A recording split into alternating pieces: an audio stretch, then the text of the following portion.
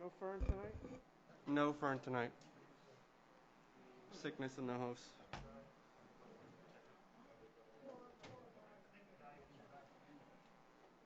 And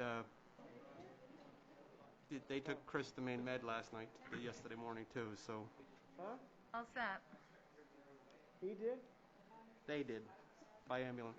We'll be here soon. All right, I will open up this workshop for November, what is it, 10, 11? Please stand for the pledge. Pledge allegiance to the flag of the United States of America and to the republic for which it stands, one nation, under God, indivisible, with liberty and justice for all. All right, Twyla, why don't we start with attendance, find out when Mr. Albert is, and go from there. Counselor Colby? Here. Counselor Ganong? Here. Counselor La Rochelle? Oh, we're going to go on. Counselor Ward? Here. Counselor Lunt? Here. And Counselor Fellows. Here. So do we need a motion for Counselor La Rochelle? He Yes, called we do. earlier. Make that motion. I'll second. All in favor? Next 7-0. item, Twyla. 5-0.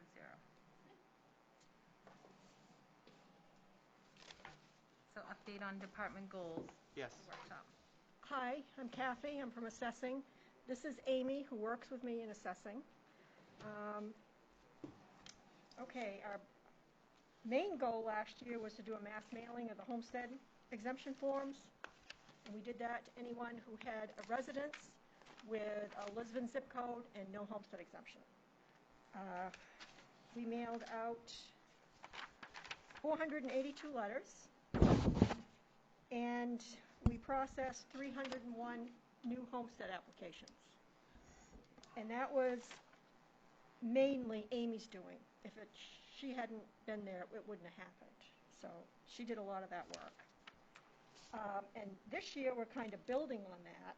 What we're doing, as I process the deeds, we're mailing out a homestead application to new homeowners, along with a flyer from the library and one from Beaver Park. So far, we've mailed out 44.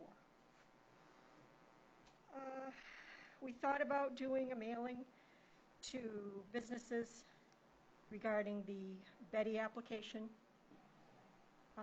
It didn't happen. We waited too late, and it gets too busy. Anytime after April, it's kind of crazy, so that didn't happen.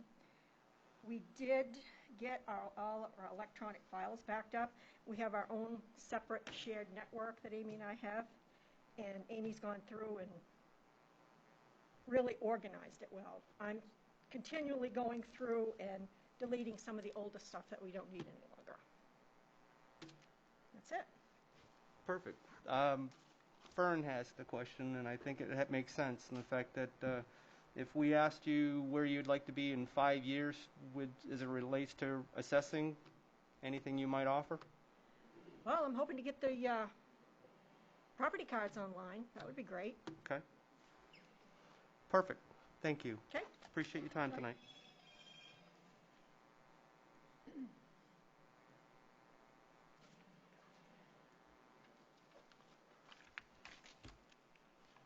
Good evening, sir.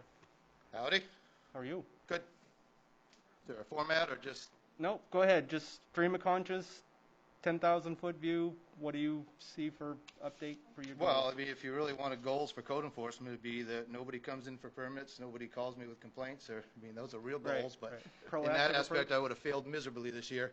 Yeah. So, with that said, we had some goals from earlier on, continue with major cleanup efforts through town. That's just ongoing, lovely part of my job.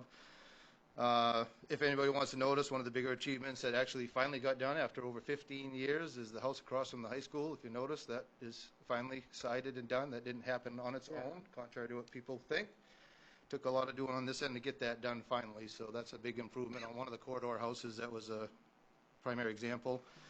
Bob's Auto was another one that was a cleanup. Fortunately, we were able to parlay that into a complete demo of the house, building a new house for him and fixing his entire auto yard. So that was a good one. Another big one we've been dealing with this year is Martin paving up on High Street. That's been taken care of at this point. Not everybody's happy with the result, but it's in conformance with what we allow there, and the stuff's off the streets, and that was the main concern. Outside of that, we do have a couple of good people in town. Probably won't get into specific names because there's a bunch of them doing it, but there's some house flippers that constantly get my attention looking for properties, and we've actually gone through a number of those. Old duplex right up here on 196 that was converted into a single house was converted into a duplex. And one that's worth mentioning, I just got a text actually late last night, the yellow schoolhouse that Bob Strout did. He just got an award for the Maine Preservation Award. And I was happy because I did the design work on that building, so it was nice to see that one get saved and taken care of. So those are some of the bigger ones that we've done so far this year. Working on a pile of other ones when it comes to trash cleanup. You get one done, there's 2 other new ones that pop up. So it's a never-ending battle.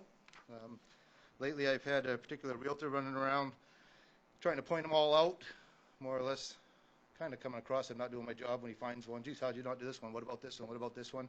That gets very frustrating because I don't care where you go. You can pick any town you want, and I can take you to 50 of them in an hour. It's a very difficult task. So people that make light of it, they ought to go out and try to do it sometime. And you don't go real heavy-handed sometimes. You work with the people and try to get better results that way, which we've been doing pretty good. We do have a couple right now that are getting dangerously close to going to the next stage, which would be turning it over to the attorney. And as you've seen before, that gets very expensive, and it's a long process. So we try to avoid that as much as we can. Which gets me to the next goal was dangerous building classifications demolition. We don't have any that have entered into dangerous building at this point. We do have a couple of candidates. But we've successfully, as the town is aware of now, it's a very expensive process, and we have a number of them on the books now that are sitting on quite a bit of money, I'm sure, until we can get those properties sold and made right on our end. One of those was the Cushman Tavern, as you know, is finally done, gone, cleaned up. That was a big one. It's sad. Nobody stepped up on that one except for a historic guy that got some of the old paintings in there. But that property's been cleaned up. 428 Ridge Road right next to it. It was hard to take action on one with the one right beside it, just in bad condition. It was a tough situation for that person, but we followed through and had to get it done. 10 Union Street, which is another one that hopefully opened up some possibilities for some parking for the town. And another one was 10 Congress. I think those are the 4 that we went through the actual dangerous building on. So currently I'm working on a couple others, hopefully to avoid going that route. They're on some deadlines. If the deadlines don't, if they're not taken care of by then it will be referred to the attorney to start the next action. Continue to promote positive development in town, streamlining processes. I mean, it's always a goal to make it easy for applicants. I do my best for that. I work with applicants, developers, real estate agents, property owners on a daily basis, and I always promote the town of Lisbon, always have. And work with and gain support from the town council on addressing property issues at 142 Ridge Road. We put that on a goal. I haven't heard anything from anybody yet. I'm sure I wasn't going to until I started. We're really waiting for word when the town wants to jump down that big one. That's the Dan Niesall property, which is anytime I ever take up an issue on a place I'm cleaning up, that property is brought up of why it's allowed to be that way. So I need help on that one. There's a certain person there that's a major part of that problem. It's Al Smith, who's tied into the town, and I want some council support on that particular property before I go after that. So nothing has happened on that one yet. And continue working and improving on the Lisbon GIS mapping. That's something that both assessing and myself work with Ray Corson GIS, keep them up to date on our change and whatnot for our mapping to stay up to date. And so far, I work with the maps every day, so pretty happy with those results. So that was it for a goal update on what I put on the original goals. Outside of that, you guys get the monthly reports that has all the permits, so hopefully you actually read those and see how busy it actually has been in my department. Right now, we've done 112 building permits. Last year, I think, was a record 128, and we'll probably be there this year, right about the same number. 72 plumbing permits. We only did 74 last year, so we're going to be well over that number. And what that equates to, if you were just to do a simple of 2 to 3 inspections per, that's 552 inspections already, just as a round idea, not counting some that take 3 or 4 inspections, others take 1 or 2. But just to give you an idea of what my actual job is most of the time on top of all the rest of that stuff. So that's your update. I guess the only question that I would have is, you don't need to get into a lot of the specifics, Dennis. What are you looking for direction for 142 Ridge Road from the council? What would be the action? I think we're gonna need support on that one. Like I say, we have somebody that works at Historical Society that has a lot to say to a lot of people in town, and he's gonna be one of the main issues with that property. A lot of the stuff, the equipment there is his equipment. It's not Dan Niesel's equipment. And if I go after you can look in the file, previous code officers and town managers have done this, and they've probably spent tons of money on attorneys with the town and never got anywhere. We have all that here. So if I'm going to go that far and start pushing it and really start pissing some people off, I want to make sure I have town council support on that property, and so far I have not got that, so. Okay. So you're Thank- just saying backup? You're Right. having Yeah, your back- they will be in Awareness screaming, right now. they will be in yelling, they will be in telling you their grandfather, they will be, and the one I mentioned will be behind the scenes telling everybody else in town something different. That's what's already been happening, so. Okay. I had a Hey. question. Sure. How's medical marijuana treating you? I've asked for help and I haven't got any. If you already know that, you were involved in those emails today through planning board, so hopefully they're gonna step up and give me some assistance in the grow operations. I think that's a big problem that we haven't addressed, where these grow operations are allowed to be. The ones that we know of that exist aren't legally operating, but nothing's done about it, so we gotta figure out, how to attack that. Okay. I'm getting a number of phone calls, probably 4 a day, so something's going on either statewide or nationally. I'm getting people calling asking if we accept deliveries in town. It's a new call, so apparently some towns are refusing actual medical marijuana deliveries. So if a town doesn't allow medical marijuana, they don't let you actually deliver it to the town either. So they're canvassing all the towns. I'm getting them Sedatus, I'm getting them in Bowdoin, I'm getting them here. Different people calling constantly asking if we, have a licensing for deliveries. So that's a different one. I'm not sure what that's all about, but.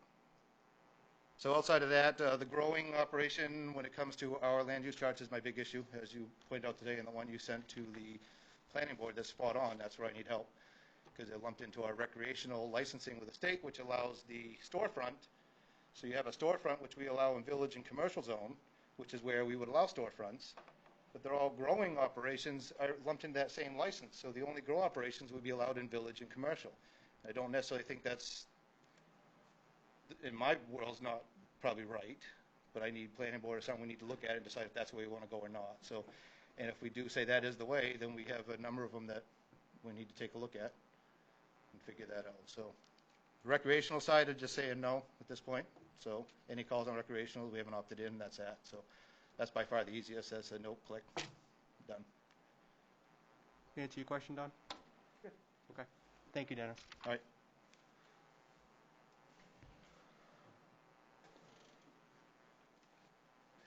Good evening, Brent Richardson, Economic and Community Development Director. Been on the job about a year now. It's been a lot of fun. Big goals for the year were around business retention and expansion, working with existing businesses to help them understand their growth needs and help provide resources to help them grow. Property development, grants, and marketing the town of Lisbon. And over the last year, we've raised about $1.22 million in grant funds, including a housing grant through CDBG, a facade grant to help existing businesses improve the visual appearance of their business and the character of the town. A grant from the Maine Community Foundation, which is pretty exciting. It's an entrepreneurship initiative. The planning phase of that grant will wrap up in about a month or so, and out of that we'll have a report which will encompass all kinds of feedback and input from local businesses, which will be analyzed by national experts. We'll get that report back and identify priorities to act on through the Lisbon Development Committee and through local businesses. There'll be $50,000 to do that implementation. And we also landed about $51,000 to do COVID adaptation, the Main Street closure downtown, all the tents, barriers, detour signage, staffing for that, as well as the new sign out front here at town. A big part of the job, as you can imagine, was COVID-19 and working with businesses to navigate the relief programs that were available, whether it was PPP or other grants. There was a lot of questions and a lot of stress at that time. So helping folks navigate the resources that were available was a big part of the job last year. Obviously worked with Public Works and Parks and Rec, Finance Department, and volunteers around town to close down Main Street. That was a big part of our summer as well, and generally successful, and some lessons learned for the future. And also some marketing. I think some of that work got some good exposure for the town. We got some articles in the regional press. We were on the TV a few times, positioning Lisbon as a progressive town that's welcoming to businesses. And also another big part of the year was working on the Warumbo redevelopment process and identifying opportunities for that, assessing from the community what they'd like to see there, and then navigating some of the remaining planning issues around floodplain and other questions. With that, I take questions. Because he's standing right here, I saw in his written report for the month, he has 2 ribbon cuttings. The first is Thursday at Paul's Shoe for 6 p.m. If somebody can make that, assist with him. Actually, that one's been canceled. That one's been canceled. COVID concerns on that one. Okay. Yep. And the other 11/16 next Monday for a line tattoo at 13 Union. Is that one still on? On Union Street, yep. And then after that, as part of that entrepreneurship initiative, we've got Scott Benson from the Lewiston Auburn Metro Chamber coming to MTM, and he'll be promoting the Top Gun program. So hopefully we get some Lisbon businesses that participate in the Top Gun program, which is an accelerator to help grow. And that's the same night? Same night, So yep. you- So 5:30 ribbon 5:30 cutting, and then back up to MTM. 6 p.m. at MTM. Yep. Right on. So anybody, if we could have a representative for the grand opening, that would be helpful. I would offer myself, but I'll be at a finance committee meeting in Lewiston, so unfortunately I can't make that. Thank you, sir. Any questions of Brett? He's one of the faces that we see more often, so thank you, sir. Good evening, guys.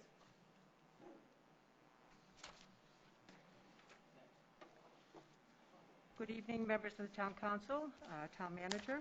My name is Danya Nato, Library Director, and I'm here to give you an update on our 2020-21 goals.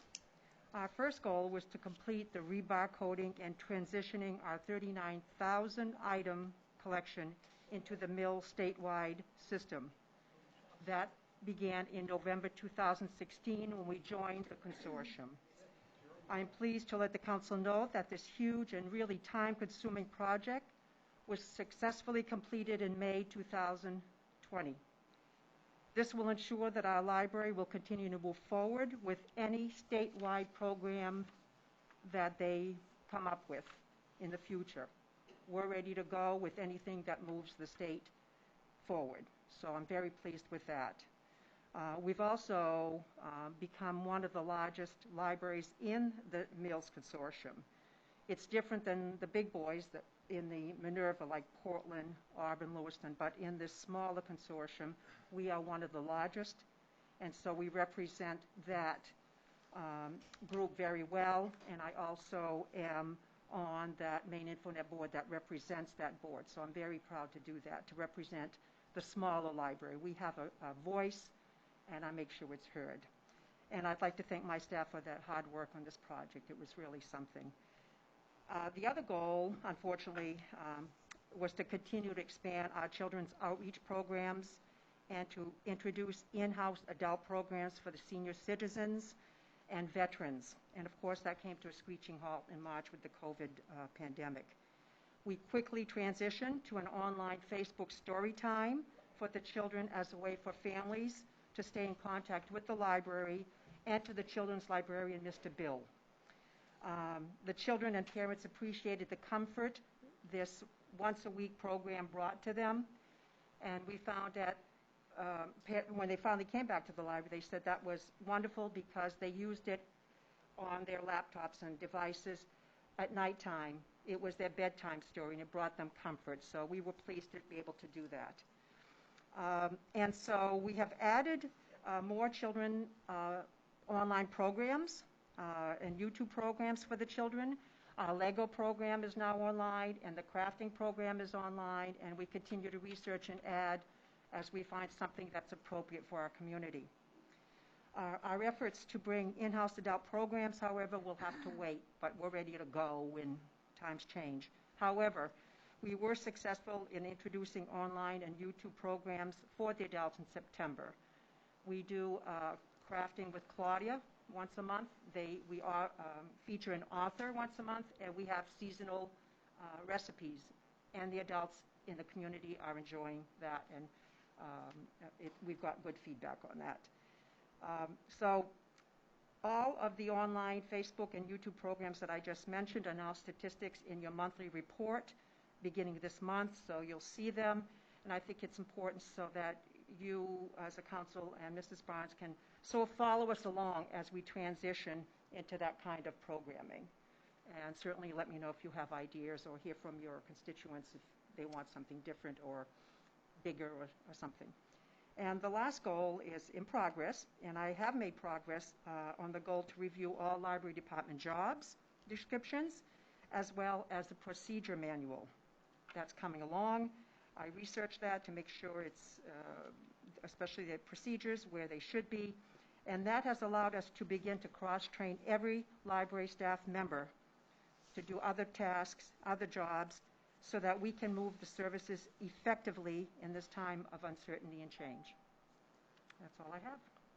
Ms. Neto, I have two questions for you. One is real relevant right now, and the fact is I know with all of the CARES Act money and everything that's actually out there, in your opinion, is there anything that actually is lacking for what is out there for your library services to the people we represent? We have wanted to upgrade the equipment that we use to make the videos, YouTubes, whatever.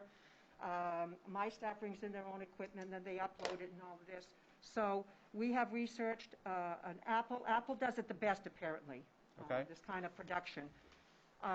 We have put together, and I've met with Mrs. Barnes and the finance director to purchase an Apple laptop and whatever we need, and so it's better visually and they can hear better. That's ready to be purchased, and we have the money to do this. Yep. It's about $782, I think, with everything that we need. We have a memorial fund, the Allison Ross Memorial, and her daughter feels it's a great use of money because her mother would have wanted us to reach the community that way in these times. So we're ready to purchase that. When the finance director gets back, she does those kinds of purchases on the memorial, so there's, Yep. higher, just, we're not writing checks. There's a process. I take it to Mrs. Barnes, and then we take it to the finance director. So that's our need right now, Counselor.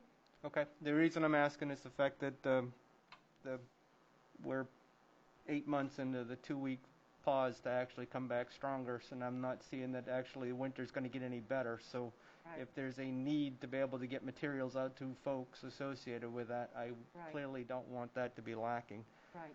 The other thing that I'd ask the same question that Fern, 5 years from now, if you were looking for growth in our library, what would it be, in your opinion?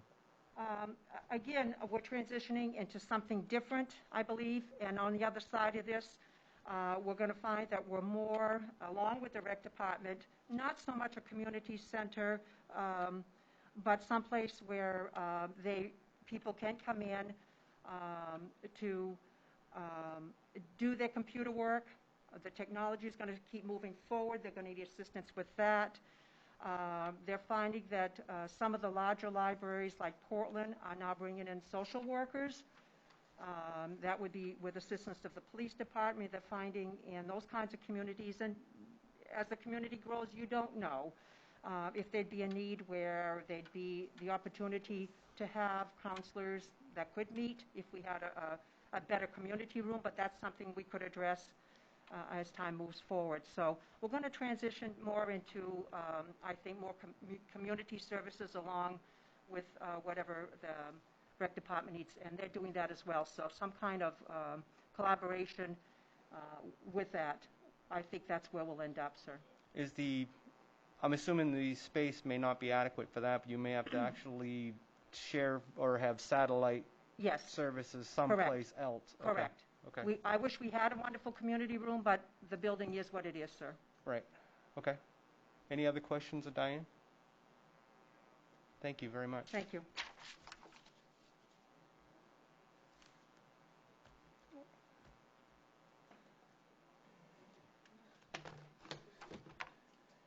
Greetings. My name is Mark Stevens. I'm the Parks and Recreation Director. This year's It's been a lot of fun. We've been really trying to reinvent ourselves, and one of our first and top goals was restructuring our department. Reinventing ourselves, what I mean by that is having to change things as this COVID-19 hits. We're in the people business, and if you don't have people, you got to figure out what you're going to be doing. So our job turned into a kind of a reactive mode. So instead of fixing trails, we were building picnic tables this summer. We had great staff. Part of the restructuring was developing the goals of having a full-time assistant director. We hired Jordan Skank last year, and he became the town arborist. He passed his test, I think, in June. He's been developing himself in that position. He's been running a lot of the adult programs. We've been able to have programs. I was going to say, I'm very proud of our department for offering programs where a lot of towns didn't. They just decided since they didn't have to, they wouldn't. But we took opportunity and offered all of our summer day camps. We offered a lot of our fall sports programs, and it went very well without a hitch. Of course, we had to go through a lot of requirements, mandates, things that hoops we had to jump through, but it all went very well. Very proud of our staff and our volunteers. Another one of our goals after restructuring was develop a ride share program for senior citizens. Well, because of COVID-19, we couldn't do that, but we looked at benchmarking a program out of Brunswick from people to people, and it's very effective. You have over there, they have about 200 volunteer drivers, and they drive anywhere between 200 and 300 people a week to different destinations, grocery stores, parks, things like that. One of our goals was to continue to increase the involvement in the business world and the Moxie Festival, and we wouldn't have the opportunity to do that because of the COVID-19. We also wanted to create an outdoor camping situation at Beaver Park with building a yurt. We took that right out of the budget last March because we knew we weren't going to be able to do it. We are looking at fixing the Miller Trail fencing that's kind of eroding into the river. Talked with Randy and Diane about that, and that's something that we're going to have to budget for. I mean, we can do a small fix now by putting up barriers and maybe a snow fence for this winter, but we need to re-engineer that and maybe move part of the trail so we can functionally make that so it's not so probably require a lot of riprap and a lot of construction in that part of the trail. We did. If anybody hasn't seen that, probably within the coming year, you're going to have erosion. It will be a safety issue, for sure. So it's coming sooner than later. Yeah, I mean, we know it's there, and it's really a priority for us. I have it written right here, a high priority for this coming year. And what we were going to do is just move it over 5 feet, but it's going to be more than that. It's just going to be a little bit more than that because that water needs to be redirected coming off the hill from Sawyer's Hill. And so I know we can do it. It's just going to take some time and some money.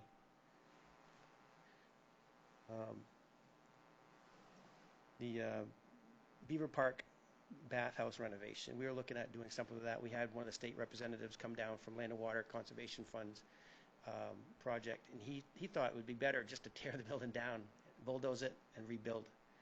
There's about $500,000 available in land and water money this year, and we're looking at working with Brett and maybe putting an application in for 2021. But we need to do a lot of research and a couple more site visits before we do that. Beaver Park is one. We've already had a land and water conservation grant approved back in 1980. So I'm not sure how that works. If you've already been approved for a grant in one location, if we can get another one, but we're working on that.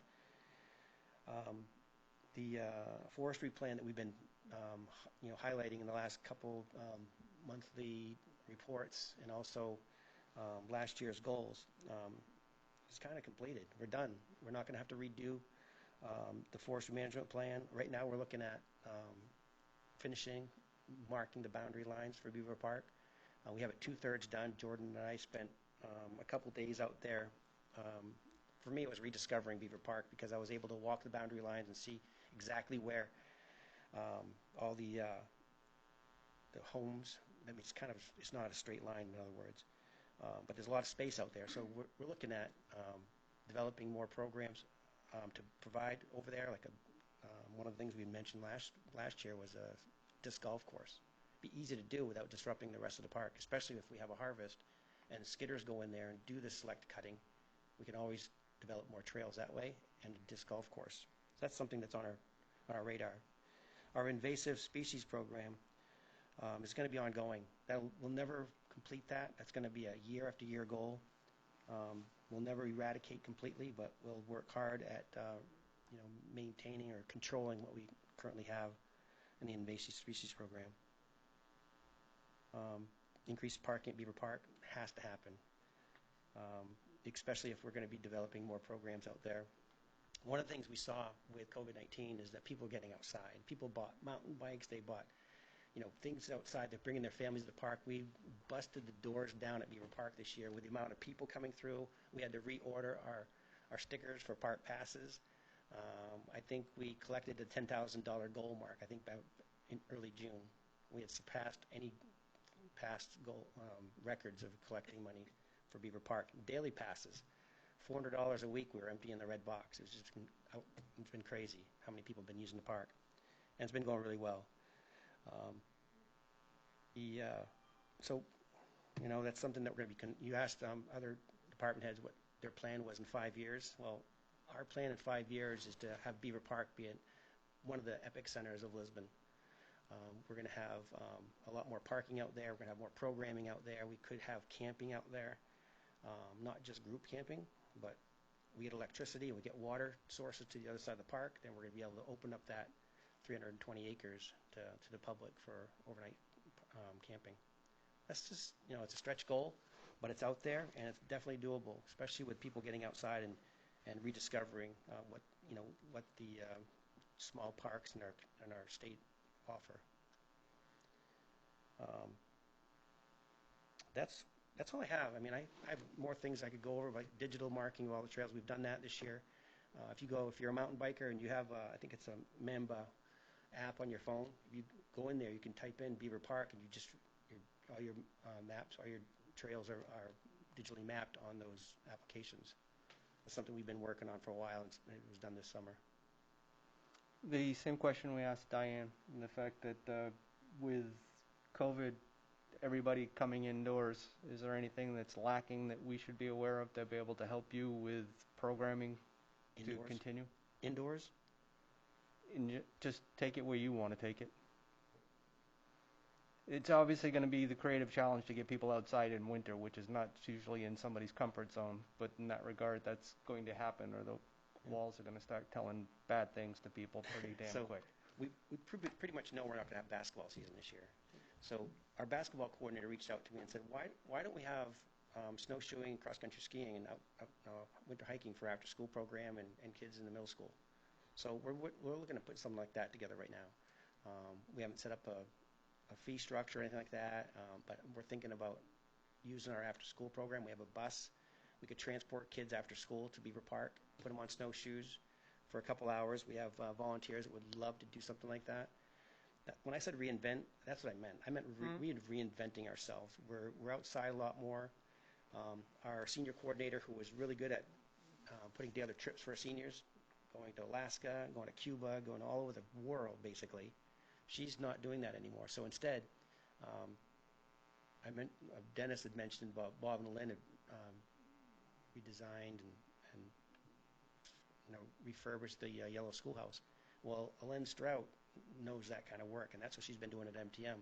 She's been painting, she's been redoing rooms, she's been recarpeting some of the rooms, and she's making, while we're down a little bit, we're still doing some things, but we don't have as many people. She's making the building a lot better, more functional while we're here. So, talk to us about the seniors. How are they holding up? And is there anything we can do there? So we're doing everything on a smaller scale, everything we normally did. We're doing day trips, but we do a smaller scale day trips. We'll have 6 people instead of 12 go on day trips. We're not doing any out-of-state trips, obviously. But for cribbage, we have a very streamlined system when they come in, how they sanitize. They go in, they don't leave the room, or if they leave their chair, they have to come back and go through the whole system again to sanitize. And they have to wear masks. We only have a certain amount of people per the room, each room. If they get too many people, we open up another room. For our meals, like today, we offer curbside pickup every Wednesday. Today's a Tuesday. Tomorrow's a holiday, so Tuesday, last couple Tuesdays, very well served. I mean, a lot of people come through those lines. I was mentioning in my monthly reports for our senior citizens, 80 people in 15 minutes come through. It's unbelievable how fast they come through, hand them a meal, and they're off on their way. It's huge. Thank you. It is. We try to do the best we can with them, but at the same time, we're hyper vigilant about keeping them safe and keeping them Right. healthy. No, that's clearly the priority. I just needed to know if there was anything that's we're not hearing that's lacking, and I applaud the effort that you guys are doing to be able to do that. We have a very strong foundation of what we've been doing. So once things are back open, once they're open, we're going to be able to hit the ground running with all the other programs we've had in the past. So we're looking forward to that day, like everybody else. Any other questions of Mark, guys? I just wanted to know what the major invasive species problem was. The major one right now is bamboo on the Miller Oh, really? Miller Trail. It's unbelievable. I would have thought Japanese knotweed or something. There's a foolish. Help me now. What's the maple? It's Oh. Norway maple. Norway maple. Yeah, we've gotten rid of a lot of that this year across the street from high school. Actually, that was last year. But yeah, it's the bamboo. That's Yeah, that's a tough one. it's unbelievable. I mean, we can't get rid of it, but we just kind of manage it. So Yes, sir. thank you. Oh, sorry. Sorry, I had one question. Yeah. So I was talking to a gentleman at work who was a Lisbon resident, and he had a question about the Summer Street trail system. Is there any work being done, or is that he thought that there could be more work done on those trails? Mhm. And I haven't driven by there or anything to double check or Yeah. look on it, but I was just wondering if there was any greater plans for those trails. Well, it's considered a passive park. We don't have any activities or programs over there. So one of our biggest challenges, and I have it in one of our goals, is to establish parking over there. Right now, it's side of the road parking. Yep. But to build a small parking lot is about $10,000 to build it, to grade it, put the gravel in, and for the trails themselves, what we did this year was we put a dog pot station out there, so you can bring your dog out there. You can have a system to take care of your dog. We also put a picnic table out there so that people know that it's there. Anything other than that, we put new trail signs. We named the trails after the old mills. We have a Warumbo, we have Farnsworth Trail, and we started doing that this year. But other than that, there's really not a whole lot we can do because the trails are so well established. People use them. A lot of mountain bikers go out there. It's a segue to the power lines. The power lines go all the way to Bodenham. A lot of four-wheelers out there. We can't prevent that. We can't stop that because they come down the power lines. But it's an area that we have opportunity over there. And one of the things I set on my goals was to just put a sign out there that says a dog-friendly park. There's a big joke around town about having a dog park in town, right? So I'm thinking, all of our parks are dog-friendly. But people don't know about Summer Street Park, so I figured if they drove by and they saw a sign that says dog-friendly park, we have a trash can out there with the dog pot bags, maybe more people will stop and use it.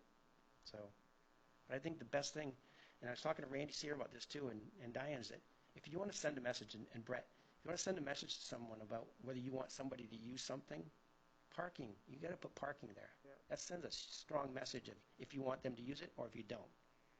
So that's our next goal, is to have a parking area over there. Yeah. All right. Thank you, Mark.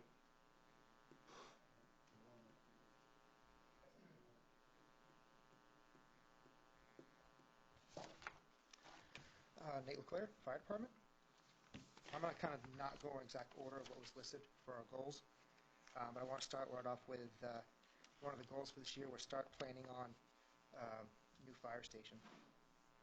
Original plan was to try to look into getting a study done, feasibility, comprehensive study on the need to replace fire stations, and pros and cons behind one versus two. The money, because of COVID, that didn't get put in the budget.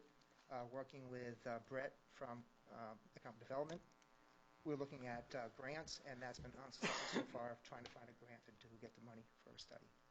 But we are still looking at that direction. I've also been compiling some data as far as the cost of what's been taken to run 2 fire stations, utilities costs, and things like that. I have the raw numbers. I just have to compile them to get them to be able to present to you guys. Our officers and I have been working throughout.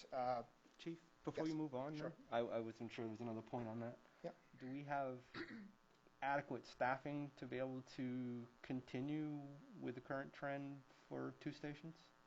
I was going to save that topic for the recruitment part of my book. Okay. I'll skip right to that you've right got now, it covered then. Keep going. Don't Yep. let me slow you roll. because that one's actually going to be a discussion. Okay. Continue work on the fire department review and update of our operating guidelines and policies. Our original guidelines were written back in 2000 by Chief Dan Lane.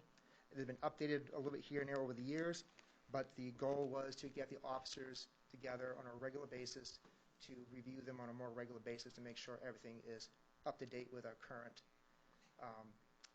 procedures and national standards and things like that. We're currently gotten through one section, which is Section 500, which is our operations section, and currently working on our Section 100, which is our administrative section. So that's been going on. Another one of our sections is our respiratory protection plan, which we have to have under OSHA requirements. That one gets reviewed every year under the federal guidelines. And as you can imagine, with today's climate and everything that's happened in the past 8 months, that had to be reviewed ahead of schedule. To increase consistent communications with the fire department, we've gone to having, traditionally we've had 2 monthly meetings a month, one for Lisbon Falls and one for Lisbon. Same meetings with the idea of presenting the same material for both companies. But as you can imagine, as questions are brought up, information is divvied up kind of unequally. So what I've done is we've gone to quarterly meetings where the entire department gets together in one location, everybody together, 4 times a month. We have one whole department meeting. We try to get the information consistently amongst everybody. As you can imagine, having decades of one way going in a direction, going this has been, I won't say trying, but it's been a goal to work on, to get everybody on that same deal. We tried it in the past and it hasn't worked. So far this year it's working out. The next 2 have been kind of rough.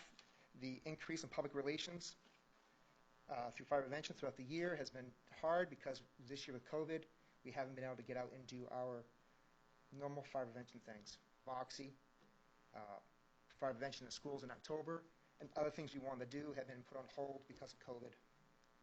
That also is the same thing with our recruitment part. We want to do certain things, again, wrapped around Moxie, and that hasn't happened. Yes, there's a concern with personnel. We are currently showing a decrease in daytime personnel. I mentioned this during our workshop, that if we lose certain individuals during the daytime, we're going to be hurting. In the month of October, I had 2 firefighters deploy with the Maine Forest Service for 2 weeks. While they were gone, they were daytime staffing we didn't have, and we're routinely having shortfall of personnel at Elizabeth Falls Station. It's not getting any better. We don't have people applying for the fire department, whether it's one of numerous reasons. The commitment to become a volunteer is more now than it was 30 years ago. The on-the-job training that we used to provide people, here's your gear, get on the truck and go, doesn't happen anymore. The liability is too great. We are hurting for people. And we need to do something because the current setup in the nation is falling apart. The volunteer firefighter is going away nationwide. It's getting hard to get people to volunteer. some people don't want to commit the time needed to be a firefighter. The requirements for a full-time firefighter, on-call firefighter, and a volunteer firefighter are the same. And that's the hard part we're having today. So I'll bounce it back. No, that addressed my concern. The fact is, in that regard, is I'm weighing the question. I'm sure, as a layman, that you guys actually take a lot more seriously in the trade. Is the fact that does one station have a necessity kind of point at this point, where at this point it's less about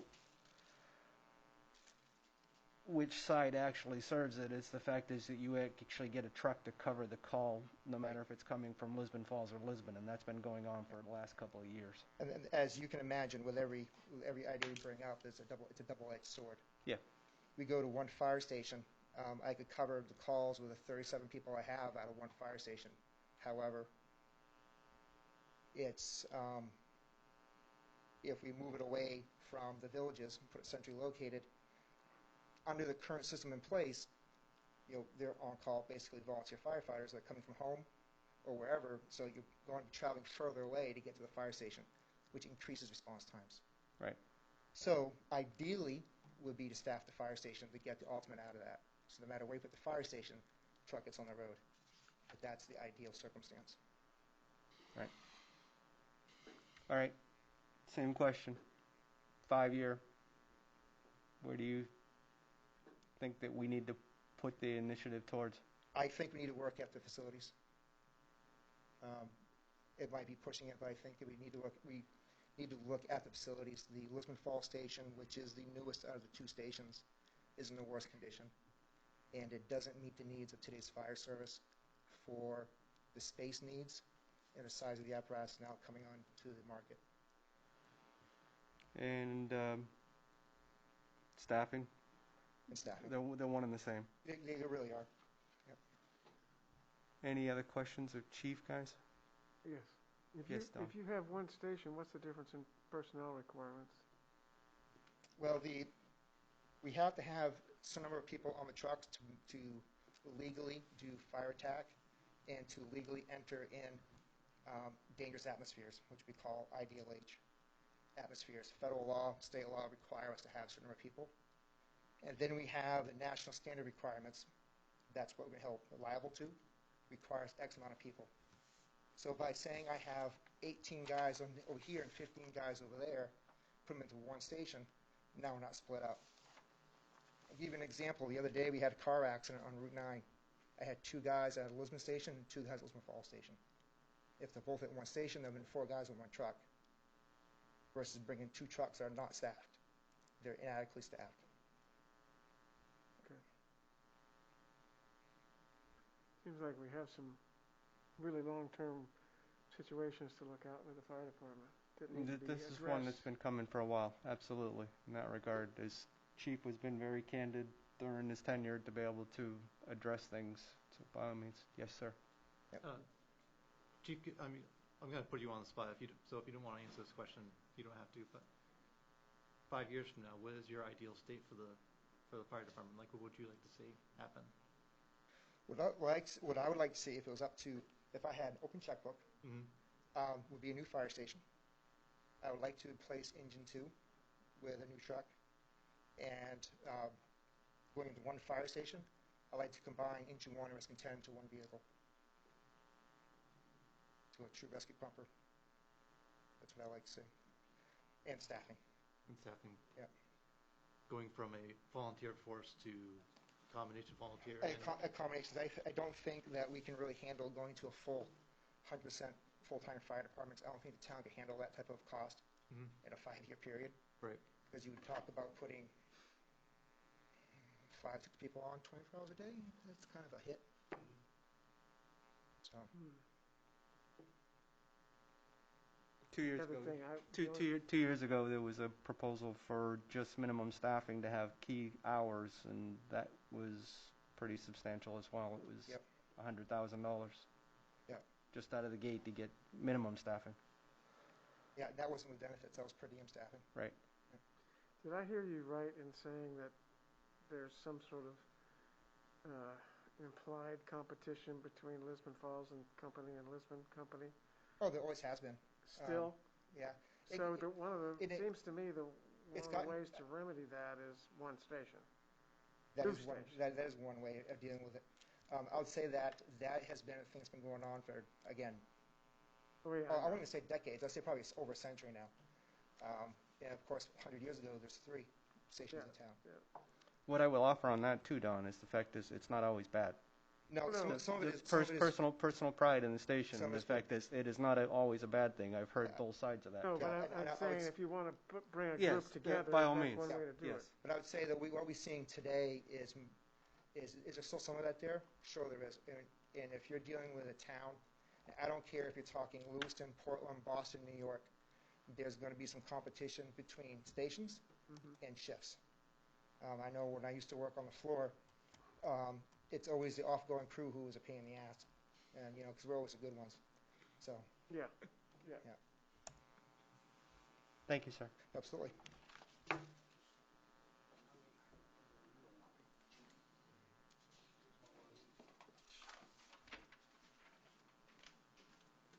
Good evening. Welcome. I'm Ryan McGee, Interim Chief of Police. Been enjoying my last 8 weeks. Thank you for having me tonight. Go over the police department goals this evening. Moving right through them, obviously, as some of the other people stated tonight, COVID obviously was a concern, but the police department did very well working around the COVID issues that came up. We adapted to it. Right off the bat, equipping marked cruisers with less lethal munitions was a goal for us. Every single marked cruiser has a less lethal munition tool in it, which is essentially a beanbag shotgun, highlighted fluorescent orange. And it's a great tool to have. It's a means that can save someone's life, essentially, if they're under the influence of a narcotic or a mental health situation. Gives every officer that's in a marked cruiser another tool to try to save a life, which is a very important goal. All officers on the department have been trained in this as well. Another goal was implement active shooter response training. This was scheduled for a training in March. It was all scheduled, ready to go, and the coronavirus happened. So we adapted to that. We decided it clearly wasn't going to be a department-wide training at one time. There's a lot of mandates put in place. And what we decided to do was it was important to have the training. Everybody had to be on the same page. And myself and the other supervisors had been to the instructor training. So we decided to do one-on-one trainings with the officers to keep it safe, especially with coronavirus. And we were able to work through a couple of months, but we were able to get everybody successfully trained in that. But moving forward, it's important to have a large-scale training. And I've also spoke to the fire chief about that as well. I think it's important to include other departments. The fire department, for one, obviously, EMS. But I also think it's important to utilize all town departments, Public Works Department as well. I have a good working relationship with Randy in the last 8 weeks. Got to know him pretty well, and that's something else we'll look for. That'll probably be an extended goal for next year, doing a mass scale training. I think would be a good tool. And the reason why I bring Public Works up is they have they have great tools to put up detours, big dump trucks right across the road. Heaven forbid something happened at the high school or Dingley or any big building and we had to have a police response. It's good to utilize all the tools we have at our expense. So, and they're already working during the day, and in the evening we can get them quick enough. So that'd be something we'll look for in the future, as soon as COVID allows us to. Another goal: increase traffic enforcement activity by 15%. I'd like to say that we're going to meet that goal this year, but we're not going to meet that goal. March, April, May, June, even into the summer, it was very difficult with different guidelines. The department did change how we do traffic stops. We did utilize, we have been doing it anyways, passenger-side approaches for safety, but obviously for be a little bit farther away, the 6 feet distance, utilizing face coverings. However, the officers, they're doing well. We're actually on track to be almost the exact same number we came in as last year, even with COVID, and also being short officers this year. So we did ramp it up quite a bit this past fall, and we've just recently scaled it back down a little bit. Obviously, stopping the violations that definitely need to be stopped, but we also have to be very cautious with COVID cases on the rise again. That being said, we do have an officer in quarantine right now that had a direct contact with somebody, so it's important. That takes a hit on a department, a small department. There's 11 of us right now, so we have to be cautious of that. But where we're talking about traffic enforcement, I just also wanted to bring up that I've been in touch with Bureau of Highway Safety quite a bit the last several months. I did secure another speed sign for the town. Decided that we're going to mount that speed sign on the trailer. I reached out to Randy, and the same day I got the speed sign, Randy's got our old speed trailer down at Public Works Department, and he's mounting that speed sign on it. It looks like the one down in Lisbon Falls on 196. It's nice. It's got a solar panel on it. Never have to plug it in and charge it. And if you weren't aware, the old speed trailer, it was past its life expectancy. We couldn't get parts for it. We couldn't fix it. To replace it was upwards of $18,000 to $20,000. Not realistic in times like with COVID going on. So we secured that sign for free through Bureau of Highway Safety as well. Moving along, increased police citizen communication. We really wanted to do Coffee with a Cop and the Citizens Police Academy. Clearly those can't happen because the coronavirus, but we have increased social media, and we're going to continue to increase that. Ms. Barnes actually sent me an excellent training video about social media because there are liability concerns that you have to be aware of. So we're going to continue to work on that. It's important to make sure the public knows what's going on. It's important to be communicating with the public. As far as expanding recruit opportunities, we were not able to go to the colleges. They didn't have any job fairs for one, and they weren't letting outside people come in. A lot of the colleges closed, so we weren't able to do that as far as recruitment. We did utilize Facebook, and we are in a hiring process with an individual. I can't get into it because we're in the middle of the hiring process, but it is an individual that lives in Lisbon, which is outstanding. I like to see that. Having people from the community invest in our department.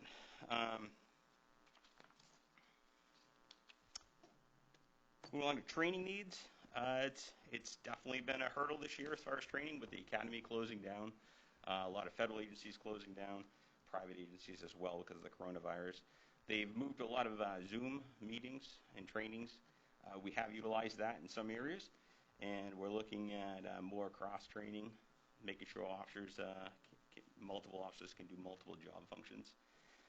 We sent an officer this past fall, once the academy opened up, to a MOI training, which is methods of instruction, 2 weeks training, something you have to have in order to become a field training officer. And I'm real big on appropriate training, where we need to invest in our younger officers, make sure that they're appropriately trained to do the job. And they also these younger officers need to make sure that they know how to train the new officers coming in. Reduces liability, and it keeps our department highly professional, which is what I expect. Part of that was also, I'll bring that up, was canine training. The canine officer every other week has to go to an 8-hour training. We wanted to start utilizing an officer to go with the canine officer to these trainings.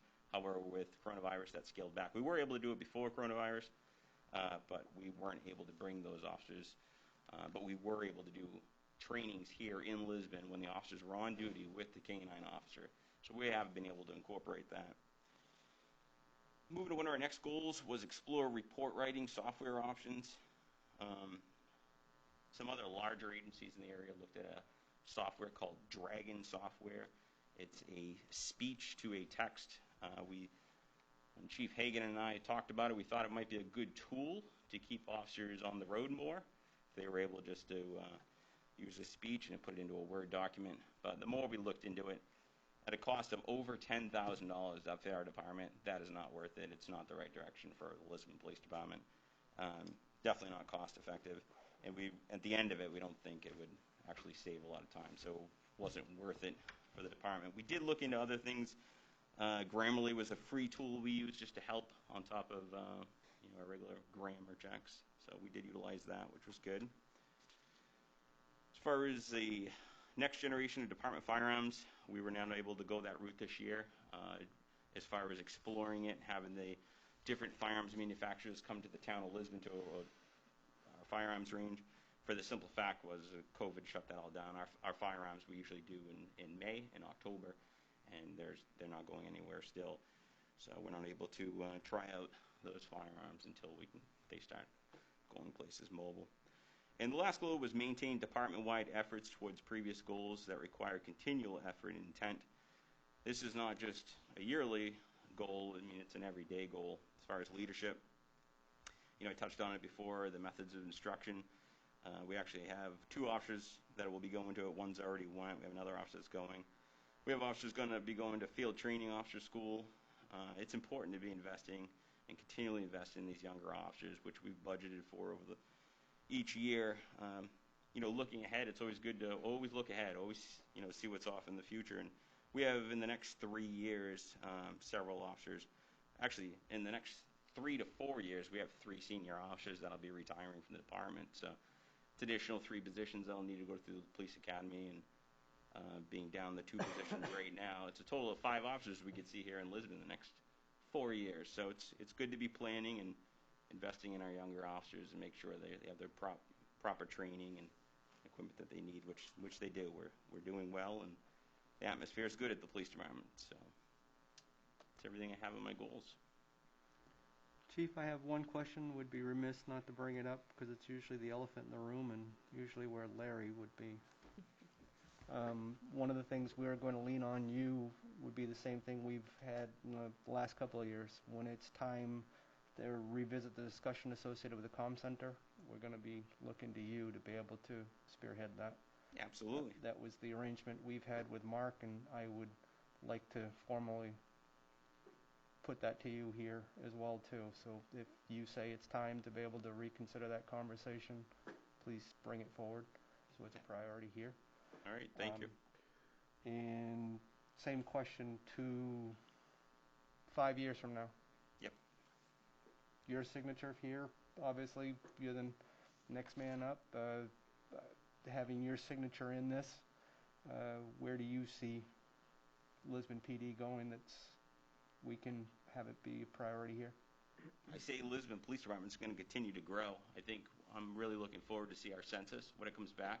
I think the town manager, the council, and I think economic development. I think if you look at all the department heads, I'm pretty impressed with the last 19 years that I've been here. This town has grown tremendously. There's been a lot of hard work by a lot of departments, and I'm looking forward to the next 5 years, quite frankly, because with the amount of grants that are out there, a lot of grants have changed towards COVID.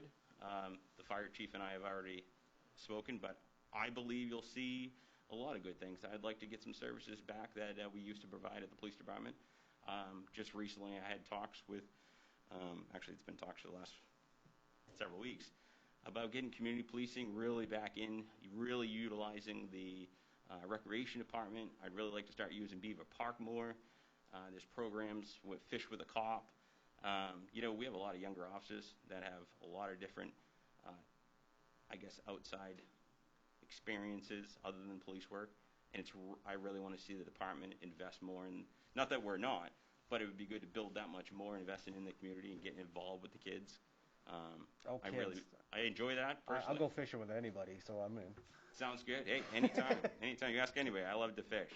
But that's what I'd like to see. And not in 5 years. I'd like to see it sooner than that. Right. I'd like to invest in getting another either community policing / school resource officer position. I'd like to see that brought on by grant funding, not coming right out to the town saying, "Oh, let's fund this. Let's try it and see if we can come up with a plan that works for our community."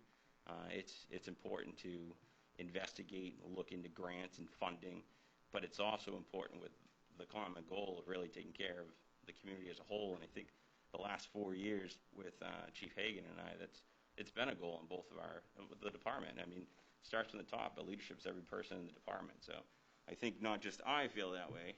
I believe my guys and girls feel that way as well. That's important to continue to invest in this town. So, but I think good things are going to happen in this town. Not just the next 5 years. It's grown for the good, and it's good to have those hard conversations as well, as you just brought up. Rest his soul, Larry Fillmore, but it's good that concerns are brought up, quite frankly, because it's good to have communication and it's good to speak to people, you know, because if someone keeps it balled up and they don't pick the phone up to call me at the station or whoever, you can't address that concern. Sometimes it's a misunderstanding or it's a lack of information, so I completely open that, open to any calls.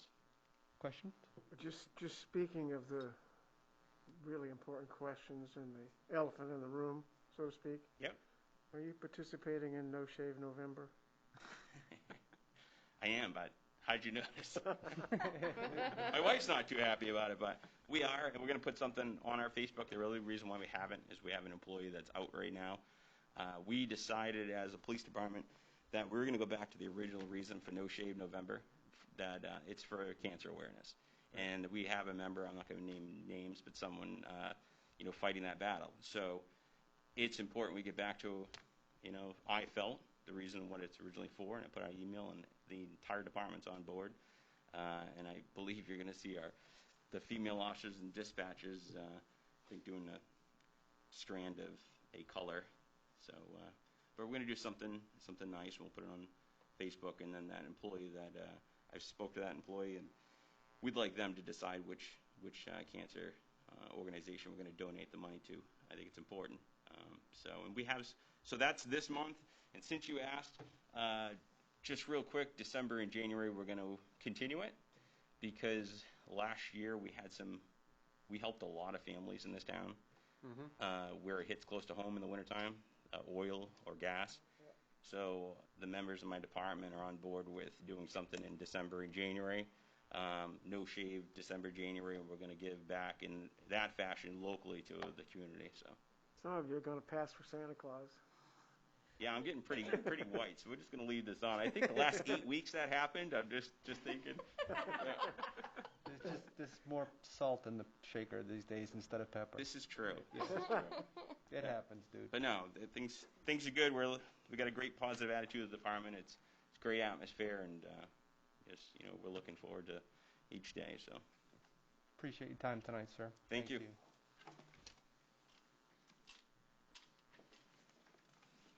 Evening, everyone.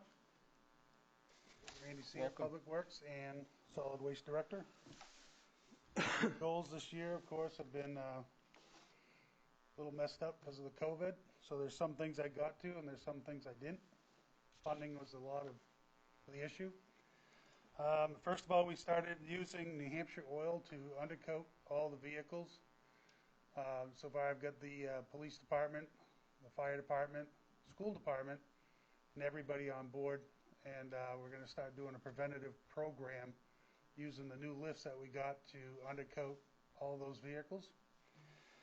All the construction projects are done to date, including Pinewoods Road that just got finished. The only thing left is the striping, but all the other constructions that we had going in town is done. I wanted to have it all done by fall, and it's all done. Of course, the salt shed, that's always been a thing that gets kicked aside. Again, funding is going to be an issue because of COVID and everything else.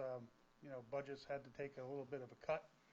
So I haven't put much emphasis on that, nor did I with the sidewalk paving. Sidewalk paving didn't get done this year because of the renewal of 196. I would have been in everybody's way. So not knowing that it was going to take as long as it did, we just couldn't get it done. Hopefully that's going to take place again next year. The training for our staff has been most if not all of our trainings that we've used to have, in-house, and people coming in to do safety trainings and stuff. We've had to do it all on Zoom or online. So a lot of the other trainings that we like to do with our newer employees, which is the hands-on chainsaw training, where we have a guy come in, show us all the safety aspects. Everybody's canceled out, so unfortunately, we have to rely on the elder members to kind of give them pointers, on how to run equipment properly.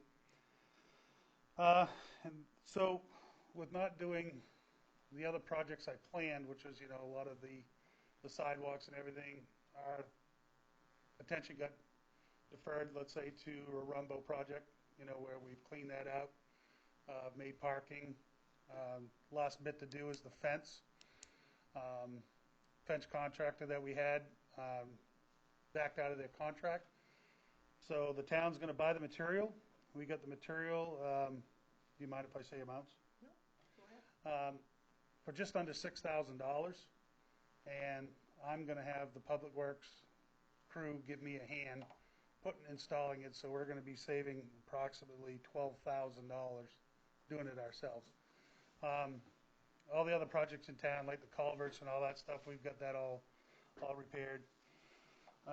We've hired, the extra people that we needed. As far as the mechanic, he starts next Monday. Hopefully that's a long-term relationship and he doesn't bail on us. And also we redirected some of our resources and stuff and redid WAG Road all the way up through. We did proper drainage. We did vegetation mat, check dams and everything to stop the erosion. We're hoping to get to repave that, if not reclaim the road. But that's just another thing that would have cost us another $20,000. We had the materials that were stripped off our mill and fill, and the material that Gendron allowed us. We have an allotment of 1,400 yards that we're going to pull from their pit. We could have done the road, but just to have the paver company come in is $20,000, so that's out. And that's basically it. I mean, we've hit milestones in areas that I never thought we were going to, but yet some of the other ones got put to the wayside because of funding and what have you. Are we where we need to be for winter ops this year? Because I know last year we were behind the 8 ball. So absolutely, all the trucks as of today. The last one just got undercoated. There were just some minor issues with one truck 219 where the one of the pumps were leaking. That got taken care of. It was just an adjustment. But everything's ready. The wings are all on. Sanders are all on. Like I said, with the undercoating, just to give you an example of how good this stuff works, we had a chain that actually delivers the salt to the spreader, was seized right up, wouldn't move. So I told the mechanic to spray it with the New Hampshire oil. Next day we came in, the chain was free and ran just like it was a brand new chain. So each chain is $700. So but just by running that undercoating, it's got a graphite in it. It's nice glossy black. It's worth its weight in gold, if you ask me. And freed everything up, and everything was running smooth. So, like I said, with the I've talked to the school department. I've talked to the police department. It's going to be like $250 per vehicle, and then a touch up as needed after that. But like the school buses are $500. We're going to see what we have for material. Of course, I don't charge for time, but just the materials and stuff to use and getting those buses done. I believe it'll make longevity for these vehicles because the motor and transmission and everything lasts fine, but the chassis are all rotted out. Yeah. And so we're hoping to get extra life out of all these vehicles that we have. What's the reclaim that's being staged at LCS? Yep, reclaim that came off the mill and fill. That was supposed to go on WAG Road. So that everything that we got milled like Frost Hill, Closer different there. streets, I kept it this time and not gave it away. Yeah. Because it's $17 a yard if you have to buy it. No, by all means. I know being on town property, that's what I assumed it was. I just. Yep. Okay. So makes sense. that was supposed to be for WAG Road, but the paving company, has, the projects rolled along. A lot of the driveways didn't get done. My crew did it. The aprons to the driveways just because, the tonnage ran over. So only allotted a certain amount of money. That's one of the things that got kicked back. And I kind of knew that was one of the things on the chopping block. If we couldn't get to it, we couldn't get to it. So last couple of years with the intent of giving you in the budget workshops as soon as we can a estimate that we're comfortable with for paving, has that worked for us to be able to secure that, to be able to get on the schedule, to get what you need done? Absolutely. I mean, it's just, of course, more money gets you more roads, but, I mean, committing it to it earlier also helps. Yeah, getting it in there earlier, when I go out to bid in May and we award it in June, everybody's budgets aren't coming out till, their next fiscal year into July. I've already booked it, and a lot of the paving already got done before other people's budgets even came out. They already started shimming and overlaying. So, yeah, I think we do great by getting first on the list. Lewiston's actually looking to do it January this year. That's unprecedented for us, just for that reason. To Yeah, I try think people anything are that can break following the suit. cycle, to be able to get on that list sooner, to be able to get going when March rolls. Right. Absolutely. Well, and that's, so people are going to beat me out then. No, but Yeah. it isn't hurting, because before it would have actually not even been out there until July for consideration That's in right. years past. So we've taken the action steps because it's been 3 years now that we've gotten a baseline that everybody here has been in agreement to be able to get that on there, to Right. be able to put it out for you. So that effort. All right, Since same I've been here, question, the Randy. paving's been done way ahead of schedule, so. Right. um, Same question. 5 years from now, anything that's not currently being talked about, what are we thinking of for PW that we need to be getting our head around? PW, I'm weeding through a lot of the not so great equipment. I mean, I know budgets are tight. I'm trying to, a lot of stuff is nickel and dimed us. I'm trying to get all of our stuff into the, newer. Working smarter, not harder, getting equipment that actually, helps us, like a road widener or something like that, where we're not, doing it the old-fashioned way. You put a wing on a truck and try to make do with what you got, you know what I mean? A year and a half ago, it was your Bobcat. Right, It's- and the Bobcat and everything else. I mean, it's, things are always, they're moving in the right direction. The only issue I have is with the help, but that's in every department, Right. So, my thing is to form a better relationship with the union and the employees, so that there's a lot less bickering back and forth. It's always tit for tat. I mean, I don't know why they have to nitpick and try to tear the contract apart and make it look like it's something it's not. But we're working on that. Okay. Any other questions of Randy, guys? I have a really, really minor one. I asked earlier this year about paving crosswalks, Yep. and you said you were going to do them differently and more pronounced, yet I don't see that at least on 196, and maybe it's because you didn't do 196, but. No, the reason why we didn't do that is the extra paint.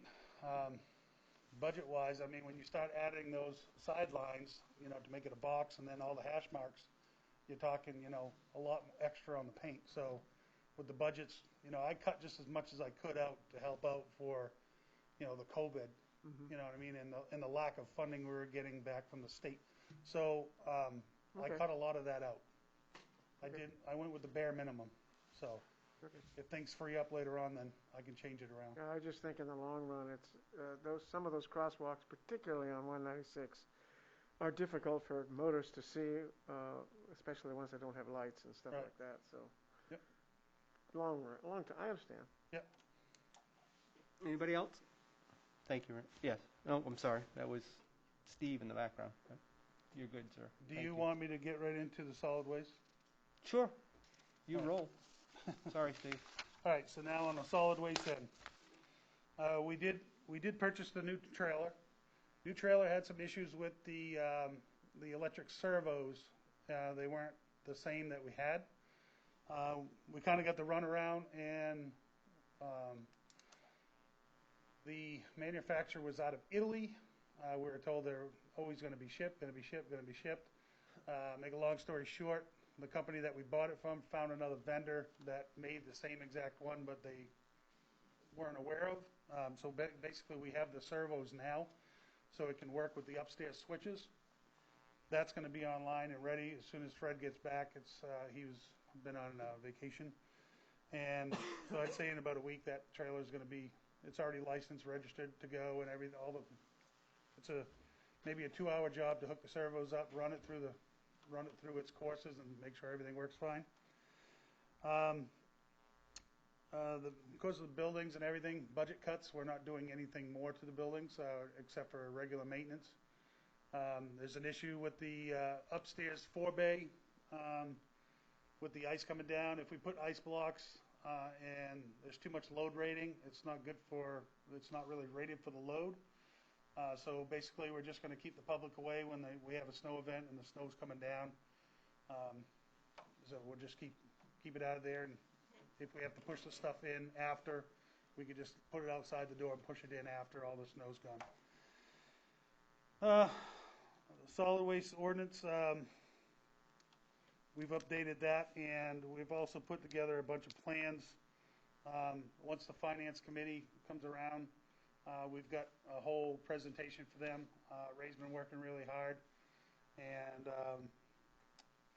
then as part of tonight's agenda, I've also got a representative here, Priscilla, that's going to go over the contract. You know, if you guys have any questions, she's here. And that's basically it for solid waste. Except for the ever-changing, mandatory masks. People complaining they don't want to wear masks, and now we've started a new program where we're actually giving out individually wrapped masks. If they don't have one, to please come back next time with one. Here's a complimentary mask. Please wear it while you do your trash.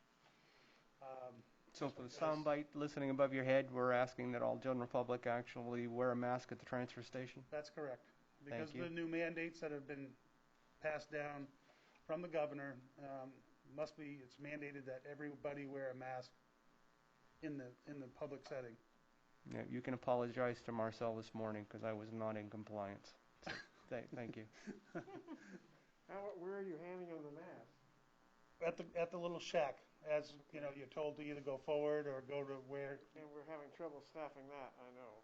Yes, we have people that are out sick, and we do have one part-timer that we used to have. He came back, and he's on a set schedule. He's not working weekends, but he's working 2 days during the week. And we do have another gentleman that's filling in and doing some service time and getting it done for us. Yeah, I was there this morning. It was pretty sparse, but yeah. Anticipating any future restrictions? There's anything that people should be on the lookout for if things change? Do we go back to the 5 count like we were doing before for vehicles? Or? Instead of 7 vehicles, it'll be 5. And just on another note, not even to do with that, but today we also finished the canopy over the garbage to gardens. We've doubled it in size. I saw that. Looks good. And we put the pressure treated, and it's got the clear top, corrugated fiberglass roofing, so it's allow light through. And the billboard is on the back, so that's all expanded and that's all done. Yep. And that was done through a grant. Yep. It looks good. Yep. So that's Perfect. Done. Anything else, sir? Nothing. No, I'm good. Run. Anybody else? Questions? Randy, have you updated any sign outside the transfer station to say you're requiring masks now? I believe they were going to make a sign today. They were just looking for some signboard, and Marcel was going to put a sign saying, that the masks are mandatory and required, and that's why he's been handing them out. If people don't have one, most people do, but for the most part, people have been pretty compliant. But it's just another thing we hate to turn people away from, but it is a mandate from the governor, so that we're trying to, No, the key point here would be the definition of public now in that regard. The fact that it's genuine in saying the fact is apologize to Marcel because it's an awkward position to actually have to correct a counselor. I'm just a person when I'm in his domain. Right. In that regard is the fact is I'm operating on my own, trying to get what everybody else is doing done before you have to go off to work. But it's a different place and time. Oh yeah. Yeah. So we're just trying to comply and not get anybody in trouble, not get anybody sick. So right.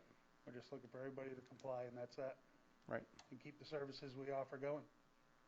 Because if my guys get sick, that gets shut down. And then it goes to hell quick. And then it goes to hell real quick. We almost had that happen the other day. Yeah, well, the power outage on Friday. Yeah. Or Saturday. You know how bad it gets, and it gets bad real quick because you guys start getting phone calls. Yep. Right, Don? Yes. And that was only for an hour and a half delay, so. Well, the phone calls don't bother you. It's the drive-by. Yeah. Yeah. Exactly. Thank you. Okay, you're welcome.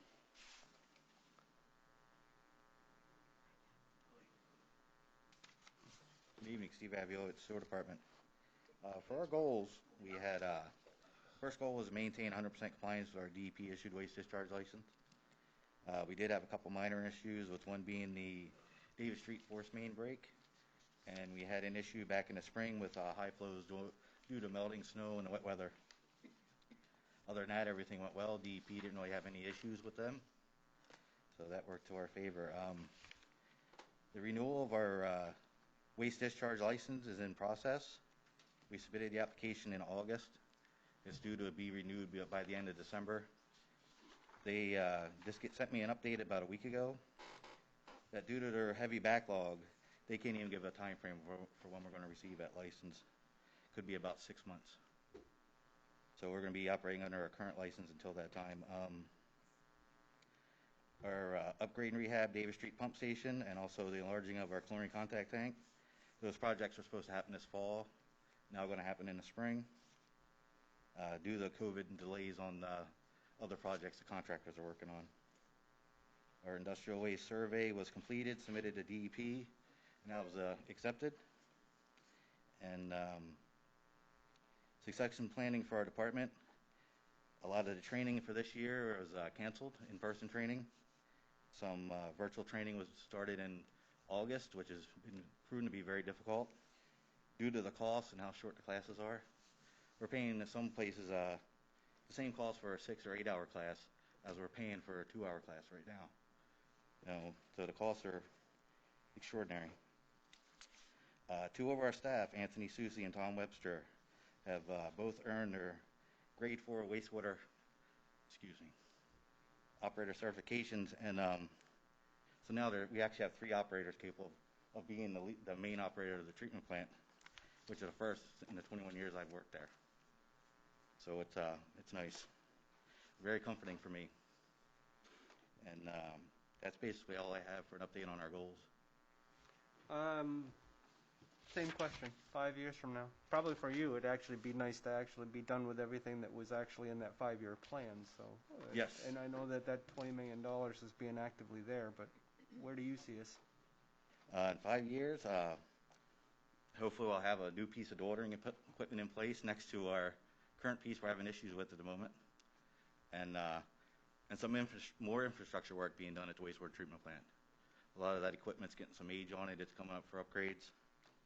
We do have, in our 10-year plan, we do have quite a bit going to be occurring in about between the next 3 to 5 years as part of that, and you're going to see more of that when we do the budget this year.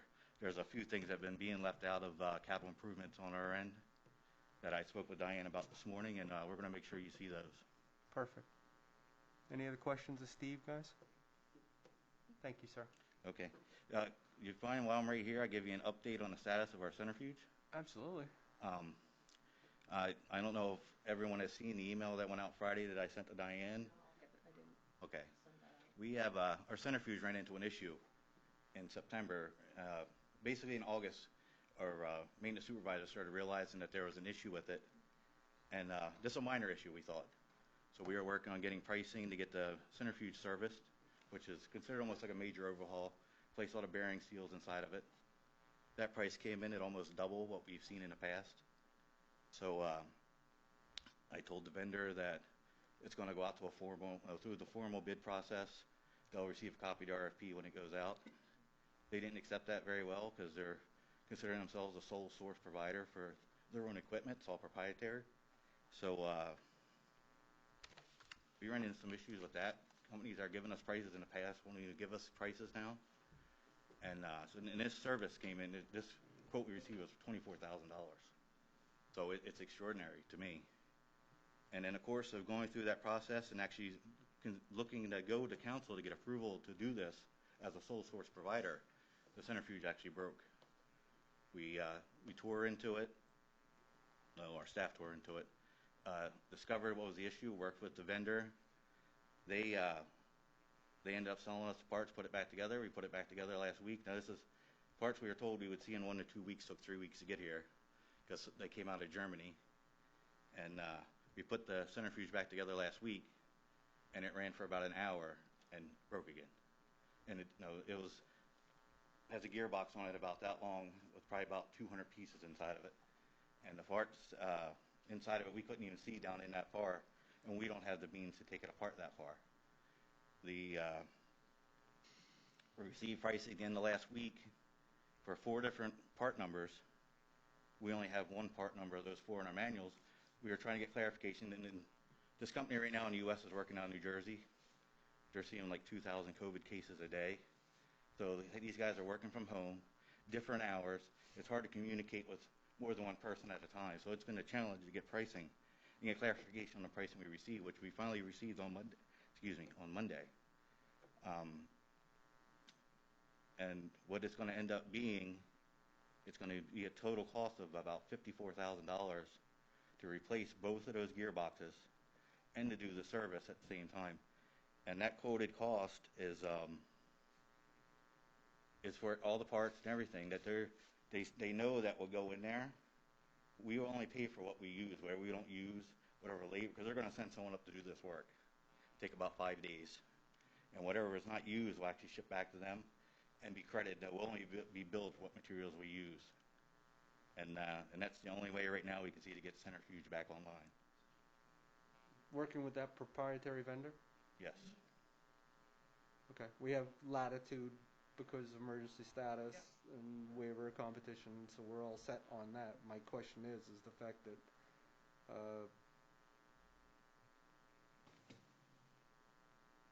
there doesn't give them the latitude to be able to gouge.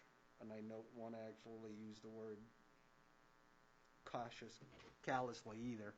In that regard, is the fact is, are they working through this process, or are they doing it because they can get it? That's the unknown, because we don't. This isn't a service. We do it on a somewhat regular basis, and and we've last did some major work with them in 2017, and it appears that things have changed. Like I told Diane, I was telling Diane all along that get them up here, tear this. Geez, I'm having some issues here. Yeah, it's the whole glasses and mask thing. Get them to take the gearbox apart to see what's wrong with it. Well, they don't do this type of work in the field anymore. We'd have to take the gearboxes off. Now, we can take it off the machine. We can't take them apart. Take them off, ship them down to New Jersey. Right now, there's about a 30-day lead time before they can even touch them once they receive them. So what makes this proprietary? It's in the email, and I can actually forward that if you would like to see it. I'll forward it to them. They have the design specs. They have the parts. That's all they have. We found a company out in the Midwest that told us if we shipped them our parts that were broke, if they didn't have them on a shelf, they would machine them. We don't have that kind of time to wait. Right. And we don't want to ship them our parts not knowing anything, but it's okay. So definitely difficult. It's not really proprietary. It's the fact is it's a necessity because they have it and they built it. And they won't want to share anything. We had to order parts basically with a picture. Just had item numbers, no part numbers, no. It was very difficult to make sure we were getting everything we needed. So the alternative is a new centrifuge. Totally. Absolutely. It'd probably be something different than a centrifuge. The issue with it is this machine. Picture your washer with an agitator, except this thing spins at 3,000 RPM, with the screw spinning in the center of it at a slightly slower RPM. Mm-hmm. And the wear and tear is unbelievable. I would actually be coming here, or going out to referendum in 2022, about 2 years from now, to actually be able to replace this thing.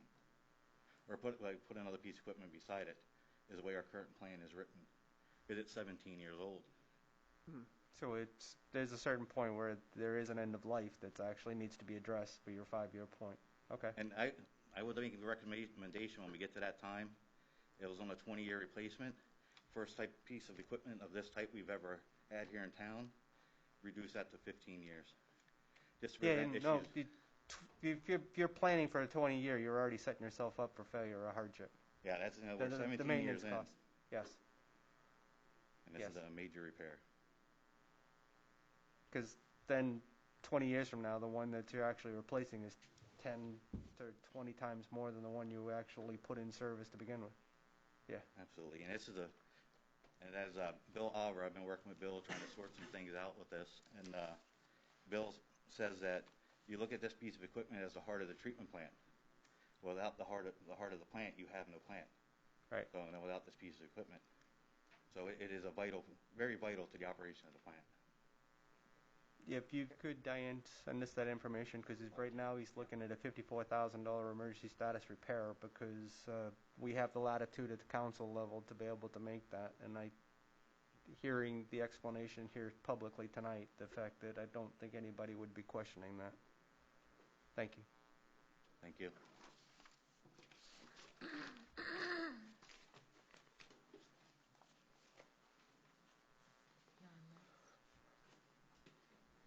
Okay, so our 2021 Town Clerk Goal Department goals included building upon what we already had started. We continue to train the deputy and assistant clerks, and that's going well. We are continuing with our electronic archival storage and retrieval plan. We added 2010, 11, and 12 to our clerk base. So we added videos along with the minutes and attachments.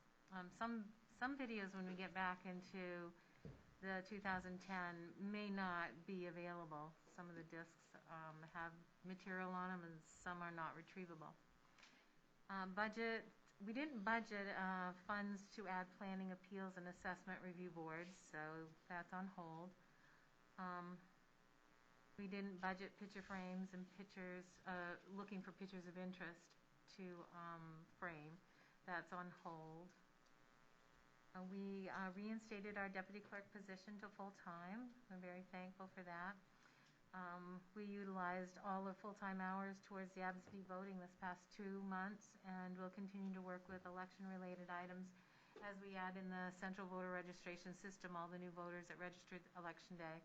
We saw around 400 new voters before Election Day and around 300 on Election Day. That's around 700 to 800 new voters, which is very similar to our past presidential elections. We saw around 5,300 vote this year, which is our highest turnout to date. And we did budget for the new receipt printer. It was purchased and it's installed and working wonderful. And back in, I think it's April, March this year, when COVID hit, we utilized an employee at the library to meet our goal to work on vault maintenance and vault organization. She helped us catalog some of the contents in the vault. That's going slow. Public Works did arrive on the scene in April and May and helped us move boxes from one section to a more appropriate sections, trying to get finance and payroll all in one row as opposed to it being everywhere. And that takes a lot of time and effort, but we put quite a few boxes in the right places. It's probably more like 75% complete. There's still more work to be done. We are continuing. I think we budgeted money, didn't we, for the restoration project? But we're going to put that on hold until around February and reevaluate whether we want to do that or not at that time. That's it. For the new counselors, if you haven't seen the archive associated with that, it's kind of cool to actually get an idea of what Twyla's saying, because of the requirement for everything that actually has to either be a permanent record or a set destruction date, and the amount of space that she has to be able to do it. That roller shelving it's kind of cool to be able to see that in place. Fantastic. Thank you. Same question. Anything that's not on our current radar for a 5-year plan, if you had the latitude? I think if you budgeted more funds, I would direct them to go towards putting your history into your clerk base so that you can do search and retrieval, find the information that you're looking for, and probably go from 2010 back to 2006 when you turned from a selectman form of government to a council. I think that's a pretty realistic goal, but probably couldn't be achieved, that quickly.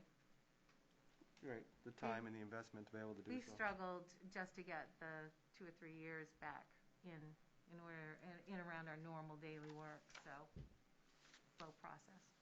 Thank you, Twyla. Any other questions of Twyla? Thank you. You're welcome. You gonna do finance? I know it's here. It's on the table. Kayla actually went through it. Munis implementation is ongoing. Cross-training all positions, ongoing, but slow given COVID. Develop a more conservative CIP plan addressed during the budget time, so more to come. Streamline reports in effort to speed along the audit process. She's been working on bookmark reports. Audit process is still ongoing, scheduled for 11:30 through 12:03. Develop and maintain a comprehensive fixed asset. She's achieved that goal. Yeah, I just want to say she went around to every single department with Becky to get a complete list, and what we had beforehand was not what we really have. So that was quite a big job, and I just have to commend her and her staff for getting that done. What I will tell you, do not even consider the Munis fixed asset module. She can do right Yeah, by no, I don't a think we're not spreadsheet. going to, yeah. Spreadsheet with depreciation is completely within her wheelhouse, being a previous auditor, that don't waste her energy because it's Yep. bad enough to get the other information. Financial reporting house within the finance department, result relates to grants. It's an ongoing effort, and trying to utilize Munis for some of the tasks. You guys have the content here. I don't want to beleaguer, but for the record, we went through the content. Thank you, Kayla. She's been out with flu or cold type symptoms running through the house for the last week, so it's been touch and go for her too with everything else. Is that complete, everybody, for goals? I know it probably took the half hour, 40 minutes longer than we anticipated, but we covered quite a bit, and I appreciate everybody's time, and thank you for the updates. Can we do, yes, sir? No. Can we take 5? I was going to say, can we at least have a 3-minute break between, and then we'll start right back up? Twyla, can you? You're headed for your executive session. That's fine. That's fine. Why don't we actually do that, and if anybody needs to duck out to use the restroom or anything, feel free to do so, and then we'll rejoin after the executive session. So motion. Thank you. I need a first and a second for that. I make a motion to go to an executive session. I'll second that. I got a second. All in favor? Order pass 5-0. Yep. All right, let me turn the cameras off. When we come back, we need to do a motion for Mr. Albert, because I don't know where he is. Yes. I'll try to call him in the meantime, too. He's got your condition. It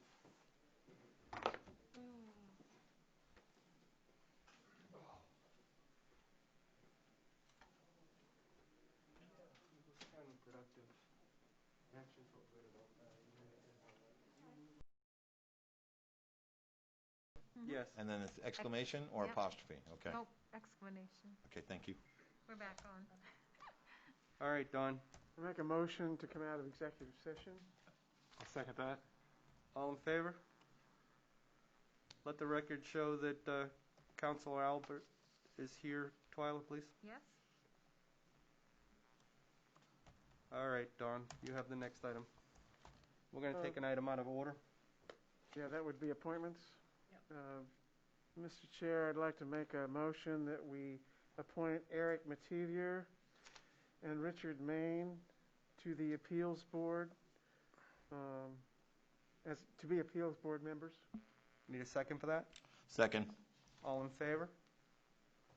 Order pass 6-0. There's 2 positions, one for term to 2022 and one 2021.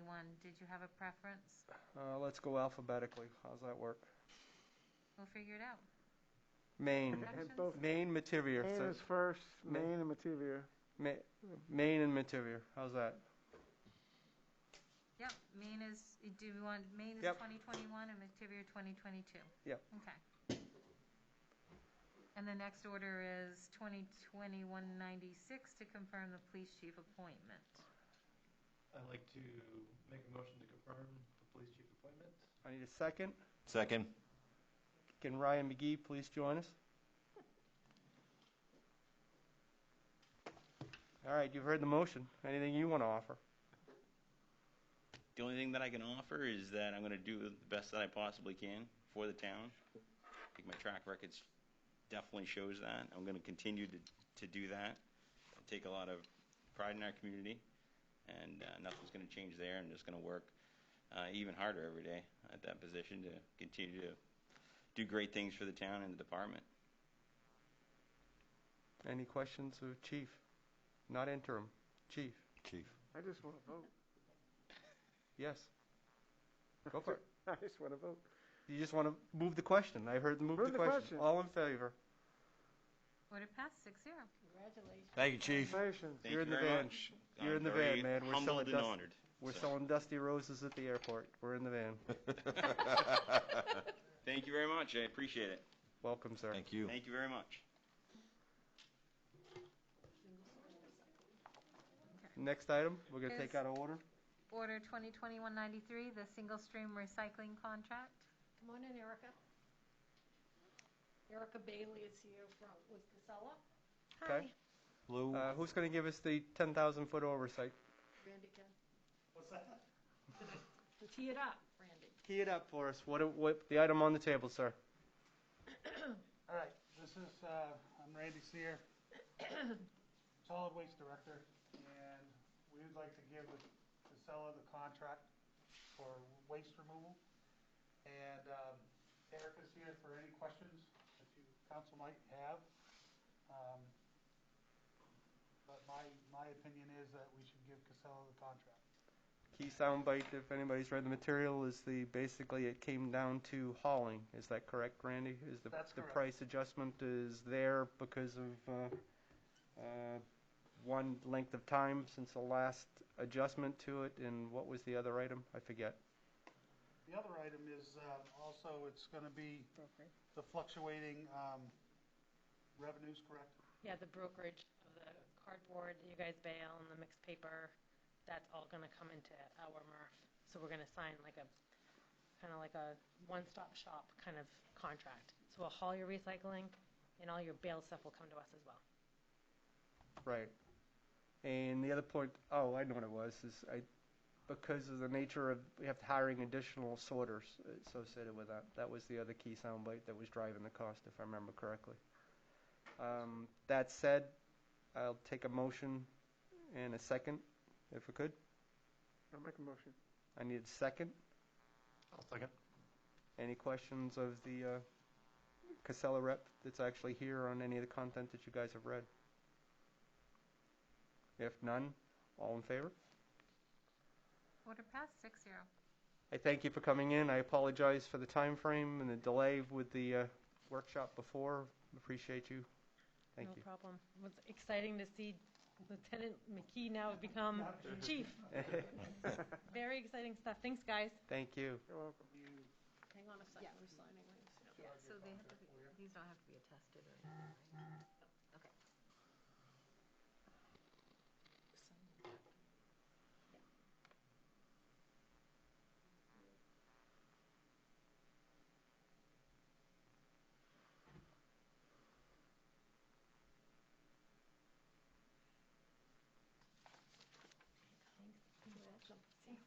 Thank you. Thanks, you too. All right, I think we're going to go back in order now, Twyla. All right, good news and recognition. Anybody got anything? Don, did you work the election? I did not. Can't do that. I was told. Oh, it's now a conflict. Wow, that hurt. That hurt. So, Twyla, why don't you tell us how the election went, actually? Because what I would like to thank the voters for the turnout, congratulate the candidates, and the election workers for what, from a layman's perspective, actually went extremely well this year in a presidential. It very much did. We have awesome election clerks, and we have a wonderful public. The voters were very kind to us, and with the exception of 2, everyone wore masks, and no one complained. Nice. We did have a visitor, a poll worker, poll watcher, I should say, for the day, an attorney out of Bangor. She seemed pleased when I offered to send her the results at the end of the night. And she did stay for the whole night, along with a few of us. So you had breakfast with her at 4:30? Yeah, yep, she was still there. That's awesome. Yeah, but everything is all locked up and brought back here. And for the most part, we would have been out of there by 11:30 had we not had the little glitch with one of those flash drives. But for the most part, we had a wonderful election, 5,298. What was the percentage? That's around 75%, 78, somewhere in there. Yeah, I know it's the highest. And the fact is, Yeah. Highest ever? It is, yeah. Our last Excellent. was like 5,025. This is like 300 over. It's nice. Very It good. appears to be the same as nationally. Everything. yeah, and it's Yep, thank you to the 3,067 absentee voters. That really made a difference in our count on in-person voting election day. Yeah, it was very nice. anybody else got anything for good news and recognition? I was going to say, just an add-on. Thank you to the staff here at the office who was able to handle that, yourself included, Twyla, and all your staff. Yes.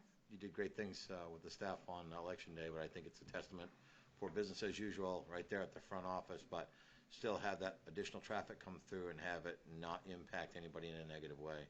Speaks volumes about how well you folks prepare things and understand what's coming at you. Kudos and hats off to all of you. I'm proud of our team, and even the ladies out front were very, very helpful. So we all, as a team together, accomplished great things.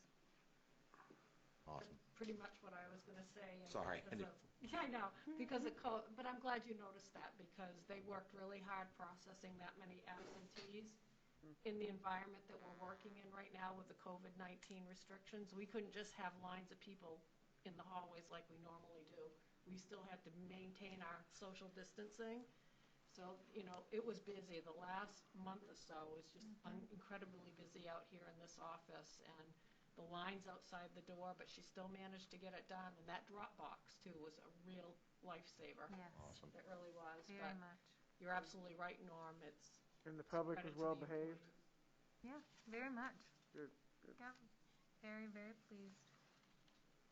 It was similar in Lewis in that regard as the fact that I actually don't ever actively volunteer, because every time I don't, somebody bails on Kathy and I end up filling in. And this year was no different. It was huge. The voter registration table was on a presidential. It's the place to be, because unfortunately people don't actively and a lot of times actually vote in a non-presidential election. So the fact is there's a lot of moving around and associated with that. So that was the observation there, and all the COVID efforts that actually done in all the polls was kind of cool. It was. So I think we proved a lot of good things that actually can come out for initiative that was taken by all. Lewiston must have had a lot of absentees too, because I know when the TV cameras were on about 5 or 6 at night, there were no lines. Yeah. So. Well, one of the no lines to vote. There was all lines to actually get to the voter registration table, because I was supposed to run a shift at 12:30. I got out of there at like 2:30 because I couldn't get off the table because there was 12 people lined up and there's only 2 people running and it's not registering per se. It's the change of address, because somebody no longer lives at that address, so you're not on any list that Twyla is going to be able to provide you. Yeah. So, people were very patient associated with that to be able to work it through, because it is what it is. I mean, it was a good time by all. Let's leave it at that. Yeah. All right, moving right on, Twyla. Next item, there are no public hearings. It will be audience participation and response for agenda items. I didn't have anything while we were workshopping, but let's just check So one last those time. listening can email award, AWARD, @lisbonme.org for commenting. I got nothing, Twyla. Again, for the listening dot, if anybody sends something now, I will gladly read it in if I get it before the end of the meeting. If not, enter it into the record. Okay. And then the next item is the consent agenda. Consent agendas are considered to be routine and will be considered for adoption by one motion with no separate discussion unless a counselor requests an item to be removed. I see none. Order 2020-191C to approve the municipal accounts payable warrants $369,183.85. The municipal payroll warrants $132,183.85. $119.87. The school accounts payable warrants, $553,122.06.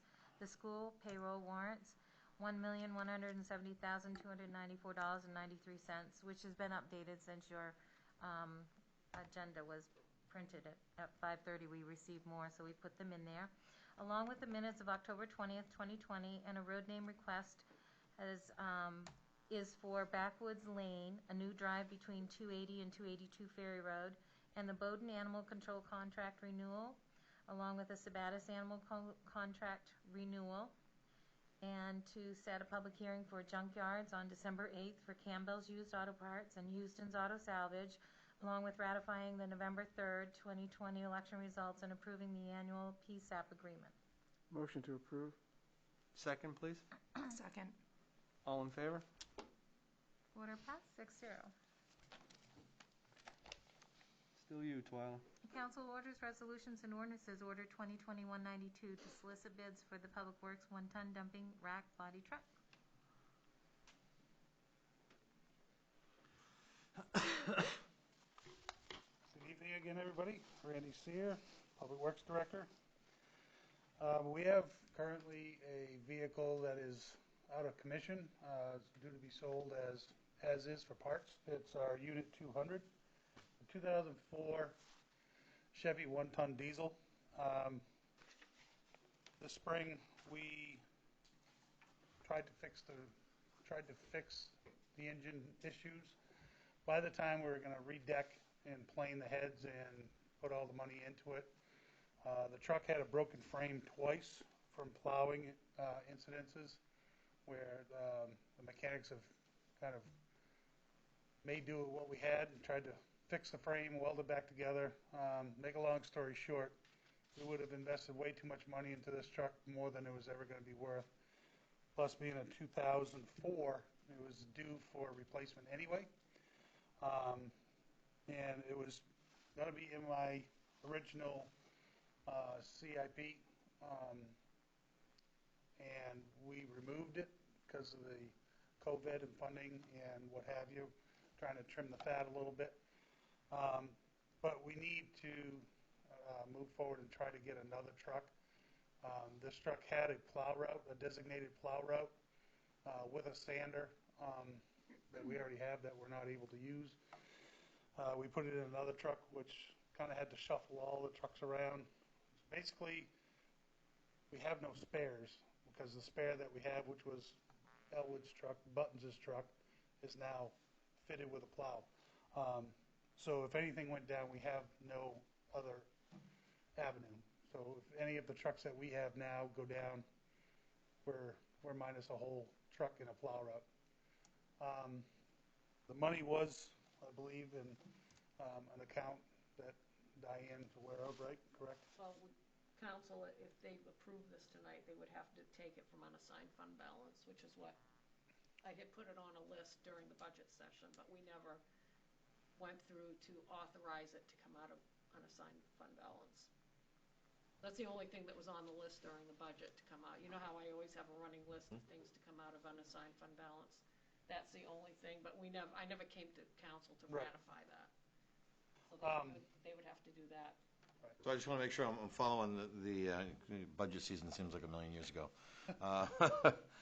The money for this truck was initially in the CIP before COVID. When COVID came, we went back and asked all of the department heads to look at your budgets and trim the fat as best you can. Well, this came out then at that time, Yes, but it came out on paper in the line item for that department. However, the money's living in an unassigned fund balance. Am I hearing that right? And you never came back to, and this is what I wanted to make sure I heard right. You never came back for the final step, which is to take that money out of the equation altogether. We haven't designated it yet. Yep. Okay. So I'm just asking council's permission to go about this the correct way this time and solicit bids for a new truck. I can throw that in there. Is 55? I learned my lesson. Is 55 adequate for what we actually need? I've gotten some preliminary numbers, and not sure on the plow setup if, with everything up, fully fitted with a dump rack body. The school just purchased one for 40-something thousand. I think it was 44,000, if I'm correct, is what the school just paid for theirs. It'd be basically the same thing, but with a plow. Plow's about $6,000. So we're talking we're something at about that a $50,000, $55,000 range. 3/4 ton One with a ton dump? dually. One ton dual, okay. Yeah, Okay. 1 ton dually. And availability? Probably not till middle of the year next year. There's none to be found. That was my concern, is so sort of with this, the fact that It's better It to does, order. it addresses it long-term, but it may not benefit you at all for anything for winter operations, point. If I'm lucky, and I've been dealing with Weirs, just, they get back to me now and then, to say, hey, we've got this coming up, this is what this truck's going for. Like, I haven't even gone to council yet, I have no idea. But they're just, they throw these things at me, Of course, I want to try to go black because that's what we're trying to stay with. We're a color, with the orange accent to make it all look the same. So, I don't have green ones, blue ones, white ones, red ones. Everything's going to be the same. Right. There was only one to be had in all of New England. So that was like a month or so ago when I started looking into it. 55,000 is being real conservative.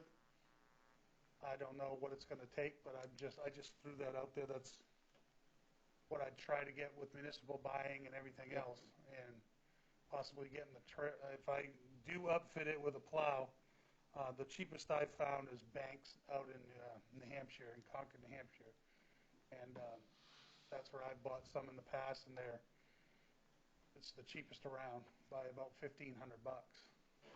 So Vikings or HP Fairfield is not big enough?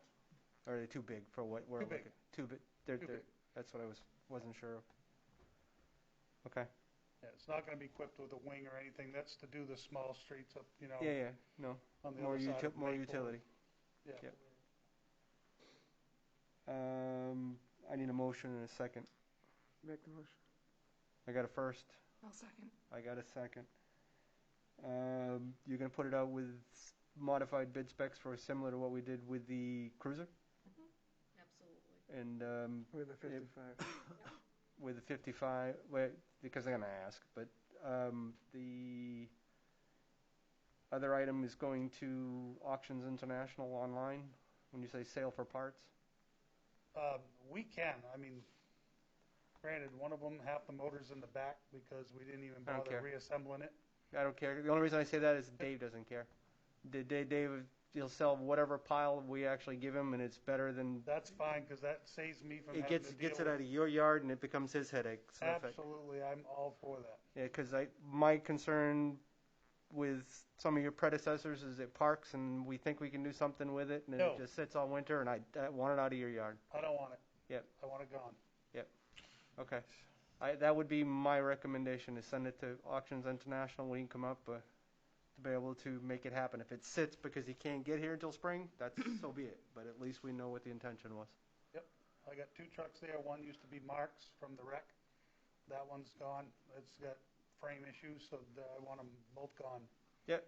If you've got a lot, meaning lots, multiple items, Yep. get that list to Dave to be able to. I've got the old 211 that I want gone too. Yep. Wow. Yep. It's taking up real estate. It's good. It's better than what we've been able to do with sealed bids locally, and it's just a headache for you that you don't have to get into. Yeah. Let them run there, because it's.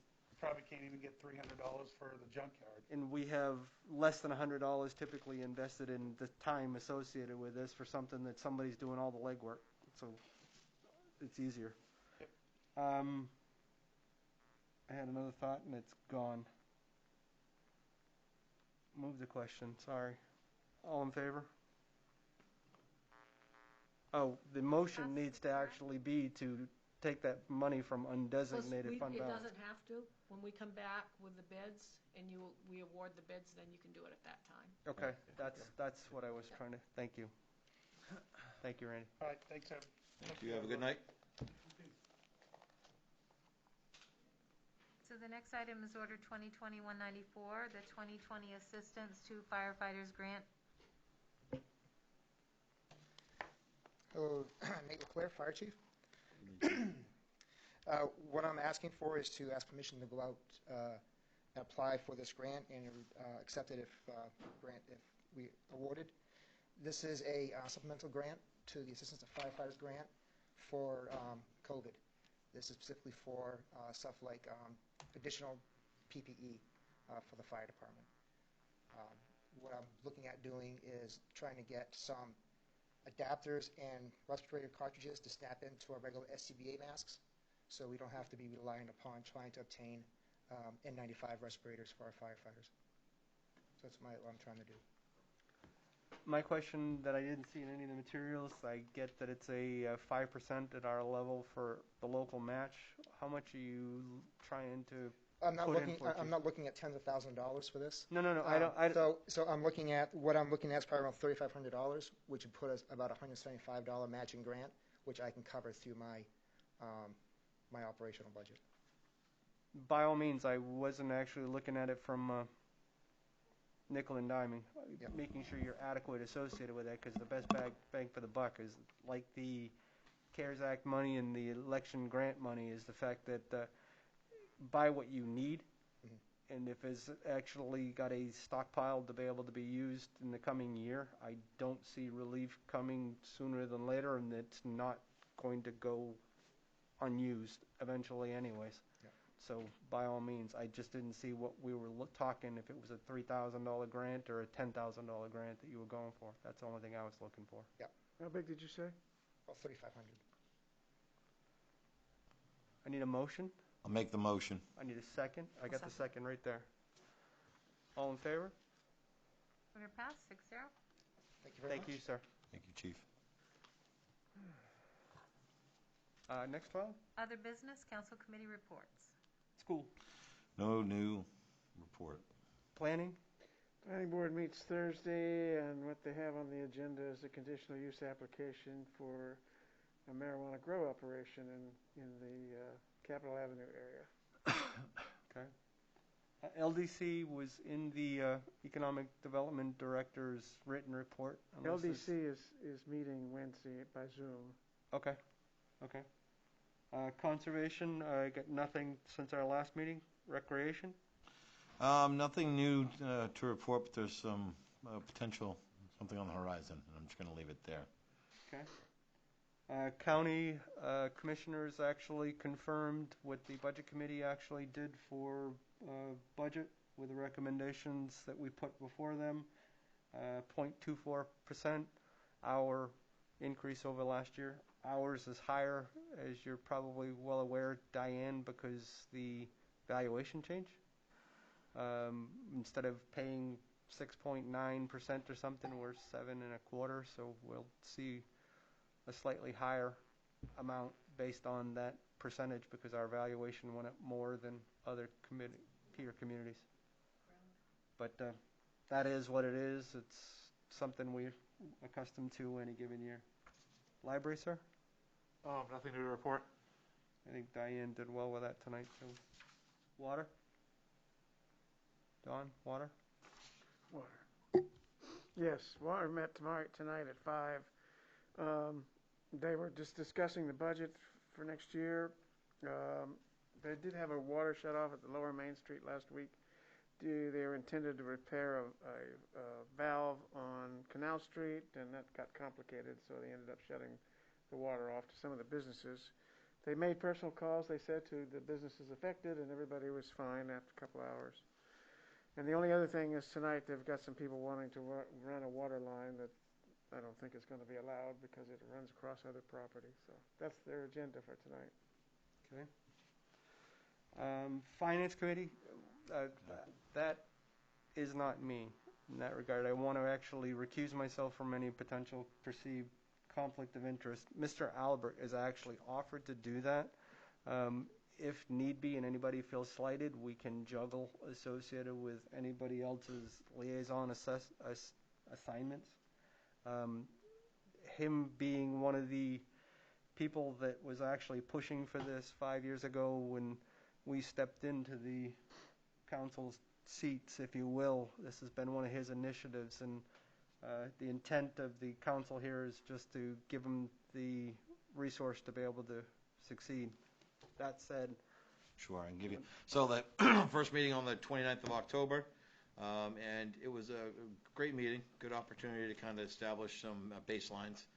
And also Mr. Lunt and Mrs. Ward being the chair, Mr. Lunt the vice chair, were put into place, and just talked about general overall goals as far as what the hopes would be with the finance committee and how they would what role they would play in assisting council and with making decisions on, well, not making decisions, recommendations, I should say, and what that would look like in partnering with different business partners in the town here. So, very great launch. I felt very a lot of positive and thoughtful insight.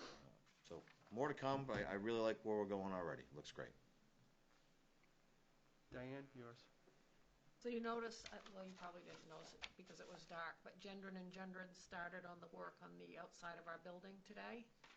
So they started on the side where the police department is, and they almost finished that whole side. They got here early in the morning, and what they're doing is repairing some rot that, some water damage that caused some rot and some water to penetrate inside the building. So they didn't find anything major. There was some, they did some mold treatment, but it wasn't as bad. The insulation wasn't as bad as we thought it was going to be. So that's good news for us. So we will have to do some repairs on the inside of the building. We'll do that probably in the spring. But they didn't find anything that would cause us to, that they would have to add to the cost of the project. So Randy right now is overseeing that. And as we move forward on any of our projects, especially with the buildings, depending on what it is, I'll have assigned certain people to do the inspection part of it. Hopefully we won't have to get outside resources and we can do everything inside, but we'll play that by ear as we go through the process. In my report for October, I mentioned that we set the health insurance rates, so there's 0 increase for this upcoming year. We had budgeted 9% as a placeholder for the second half of our fiscal year, and that's going to be a 0%. And then the first half of our new fiscal year next year will be 0% because they go on a calendar year, so that's going to be good for the budgets. We're working right now on Thanksgiving baskets. This will be the first year that we've done that. Usually the church, the Lisbon Falls Baptist Church, puts on a Thanksgiving dinner, but because of COVID, that's not going to happen this year. We're going to be doing baskets instead. So Pastor Jonathan Jones, Michelle Houston at the school, and Mark and Gretchen Stevens are working with us. We're all partnering together. So it's the school, the church, and the town that are working to get these out. And I received approximately $6,000 in donations from my letters that I send out to the businesses. They've been very, very generous on this. So we're going to be able to supply about 120 Thanksgiving baskets. And all the food will be coming from Food City. I've ordered all the turkeys from them, and then all the other fixings that go in as well. So we're working on that. We plan to pick up part of the food on the 20th, Friday the 20th, and then the turkeys on Monday the 23rd. Everything's going to go over to the Lisbon Falls Baptist Church. We're going to assemble everything there, and then people will come in to pick everything up at designated times. We're also working on the Christmas giving tree. Carol's helping me with that, and the school is also assisting us. I've had several businesses contact me to get tags for the trees because they've done it in the past. I'm still waiting for applications to come in. I really need those applications. I've only gotten like 3 so far. So, and that's only reaching a very few number of kids. So the school has everything. We've got the applications out here. The churches have applications. So we're just hoping they get turned in so that we can move forward with getting the tags out and getting them out to the businesses. Maybe use our big, bright, shiny new sign out there to kind of push that message a little bit. Yes. Going back to my report. Is that the same with the baskets? Yes. Where are you finding the homes that are necessary for that too? Through the school. Through the school and the churches and as well? church and through our general assistance So as well. maybe we could Yep. tag team that on that message because it is that time. I mean, you see a flurry of them, all of them, for the coats for the kids, the hats and the mittens and all of that type of stuff. There's a lot of that type of stuff that goes on now till the Yep. new year for sure. Yeah, my guess is that population that may need a Thanksgiving basket may also fall into that same category. That might be a tag on the tree. So just, so we can find a way, I'm sure of it. So we've had a couple of training sessions for the TRIO SQL, and they want us to convert by year end. So we feel a little bit better about it today when we had our meeting, so that's moving forward. We've also had a meeting with Munis for the utility billing. Starting a project, this started way back when Lydia was here, so we used up quite a few of our days that we had budgeted, and then it didn't go anywhere. So now we're going to have to purchase more days to get this project off the ground, and they're estimating about 14 to 16 days. That's like a $20,000 price tag. It's $15. And I told her that we don't have that money in the budget because I didn't know that we didn't have any days left. Are they willing? They were used on other projects. They were used on financing. Are they willing to come to the table and understand that some of that the days that were used previous to were used? I remember us having communication related issues, and I'm wondering if we can go ahead and have conversations around that to see if maybe we could find a middle of the road number as far as number of days that they would bill for. If they're gonna, so. The one that I'm dealing with already went to Todd. And he said no, he couldn't do anything for us this time on this. Okay. So. Maybe you and I could, Yep. Okay. I mean, if you want, we can try to get a call with him, but. Let's just we can There's talk. nothing we're paying for right now. Right. So right. it's going to happen in the next budget, and it's going to come out of the sewer budget because this is all sewer related. Yep. Overall, though, it sounds like once we get the days thing sorted out. We may not even need all of those. I mean, that's just their estimate. So. What's the targeted? We'll bill them as we use them. What's the targeted date for? We're going to start really getting into it in February. Okay. So we got a little time. I don't know how long it's going to take. There's going to be a lot to it. So. If it's February, then maybe we can talk about what that looks like, and maybe we can split the cost over this budget, this season's budget, maybe a portion of next. Yeah. And we can get creative with how that looks. Let's see here. Talked about that. I'm still working on the delinquent personal property taxes. In my report, I put we had 6 accounts left to collect. I'm down to 5 now. And Pinewoods Road project, that's pretty much done. We're getting a quote on the striping right now to fold that into the project. I have to tell you, there's going to be money left over in this project. So we can use it towards debt service. If we want to take I don't know what that amount's going to be yet, but it's very limited on what we can use it on. It has to be on that project from the scope of work goes from where the beginning of the project was out to the Cotton Road. That's all you can spend the money on. And if you have anything left over, you can take the proceeds and pay your debt instead of raising that through taxation. I already talked to our bond counsel on that. I'm just waiting to see what our amount is going to be. We have another avenue where we could go back to the taxpayers and get permission to spend it on another project, a different project. It's a little bit complicated if you go through that. I wouldn't even advocate. It's going to depend on what the final amount is and right. To see. The debt service has my attention there anyways because I will take that good news going into the budget because I'm sure there'll be something detrimental to offset it coming in that same conversation stream. So that so the striping's the only thing, the double yellow line down the center of it. Yeah. They really, I don't know if you've been out there. I was out there this weekend. I drove around to Yeah. see the project in it. They really did a good job, Yeah. excellent job on that. So I think that's about it for tonight. Any questions on any of the department head reports? I know we referenced a few of those when we went through the goals. None. Next item, Twyla. Council Communications. Anybody got anything? Yep. Just that I attended the Zoom session for AvCogs last week on some financing avenues, land banking and that kind of thing. Was very interesting information.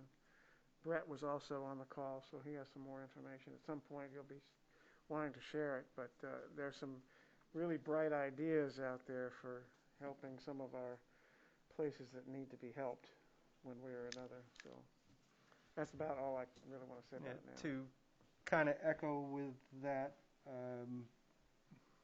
Diane's been hearing from us in the last year to two about placement for funds. We need to kind of formalize what that ultimately has for parameters for somebody like Brett for those targeted areas for what it's going to be.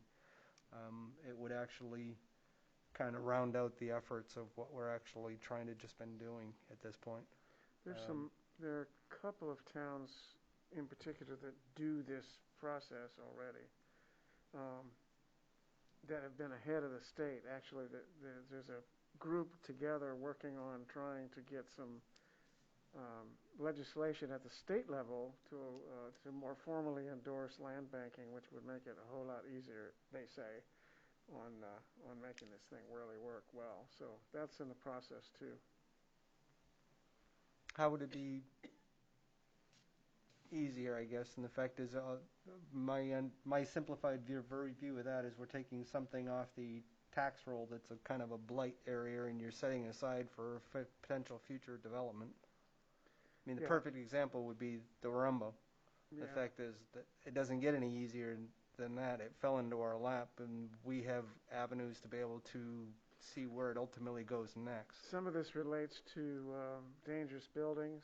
Yeah, no doubt. As well as unoccupied dwellings and businesses and buildings and things. Resources to be able to offset the cost that Dennis referred to in his. Okay, that's what I was wondering. Thank you. Anybody else? Next, Twyla. Audience participation for new items. So at this time, those in the audience who wish to speak can enter. I don't see anyone. Those listening from town hall can email award@lisbonme.org. I still got nothing. I just checked. All right. Then the next is to adjourn. I need a motion? Motion. Second? Second. I got second. All in favor? Thank you all. What are we signing over here? Good night. Yes, please sign on this little table with just a few things. Okay. Hey, Diane. I was just thinking, So, for the Alan, I live stream, got something to share with you, but would it be possible to put shut some this sort down. of banner at All the right, cool. bottom of it? Why is that not working? That's Alan's email. Yeah, Kit. That's a good time. You're taking this off. Wait, is Red Dot still? Can we put an email? Optics, man. It's all about the optics. What'd you do there? Tried to run. Try. Oh, live stream? Yeah, on the live stream. Is it possible to put a banner on the bottom of it that has Alan's email? But you're still on the right side of 40, though. That shouldn't happen until after you're. Like if people are watching I'll ask. You were kinder. watching the they thing, shot the dog at the end. you do the thing where you say Alan's email, but like if somebody's watching the stream and they don't get it, If you like, feel it's something a behind small your ear, it's window not that somebody they coming to whisper. Can you find out? Yeah. I had I can put it in I the took header too. Council meeting Boy Scouts email address. paintball. Yeah. Somewhere. I'm not sure if 10 years ago? the rules on here or not. I haven't lived till the kid actually did that. He tapped me right here Oh, yeah? and pulled the trigger. Well, there you go. Oh, shoot.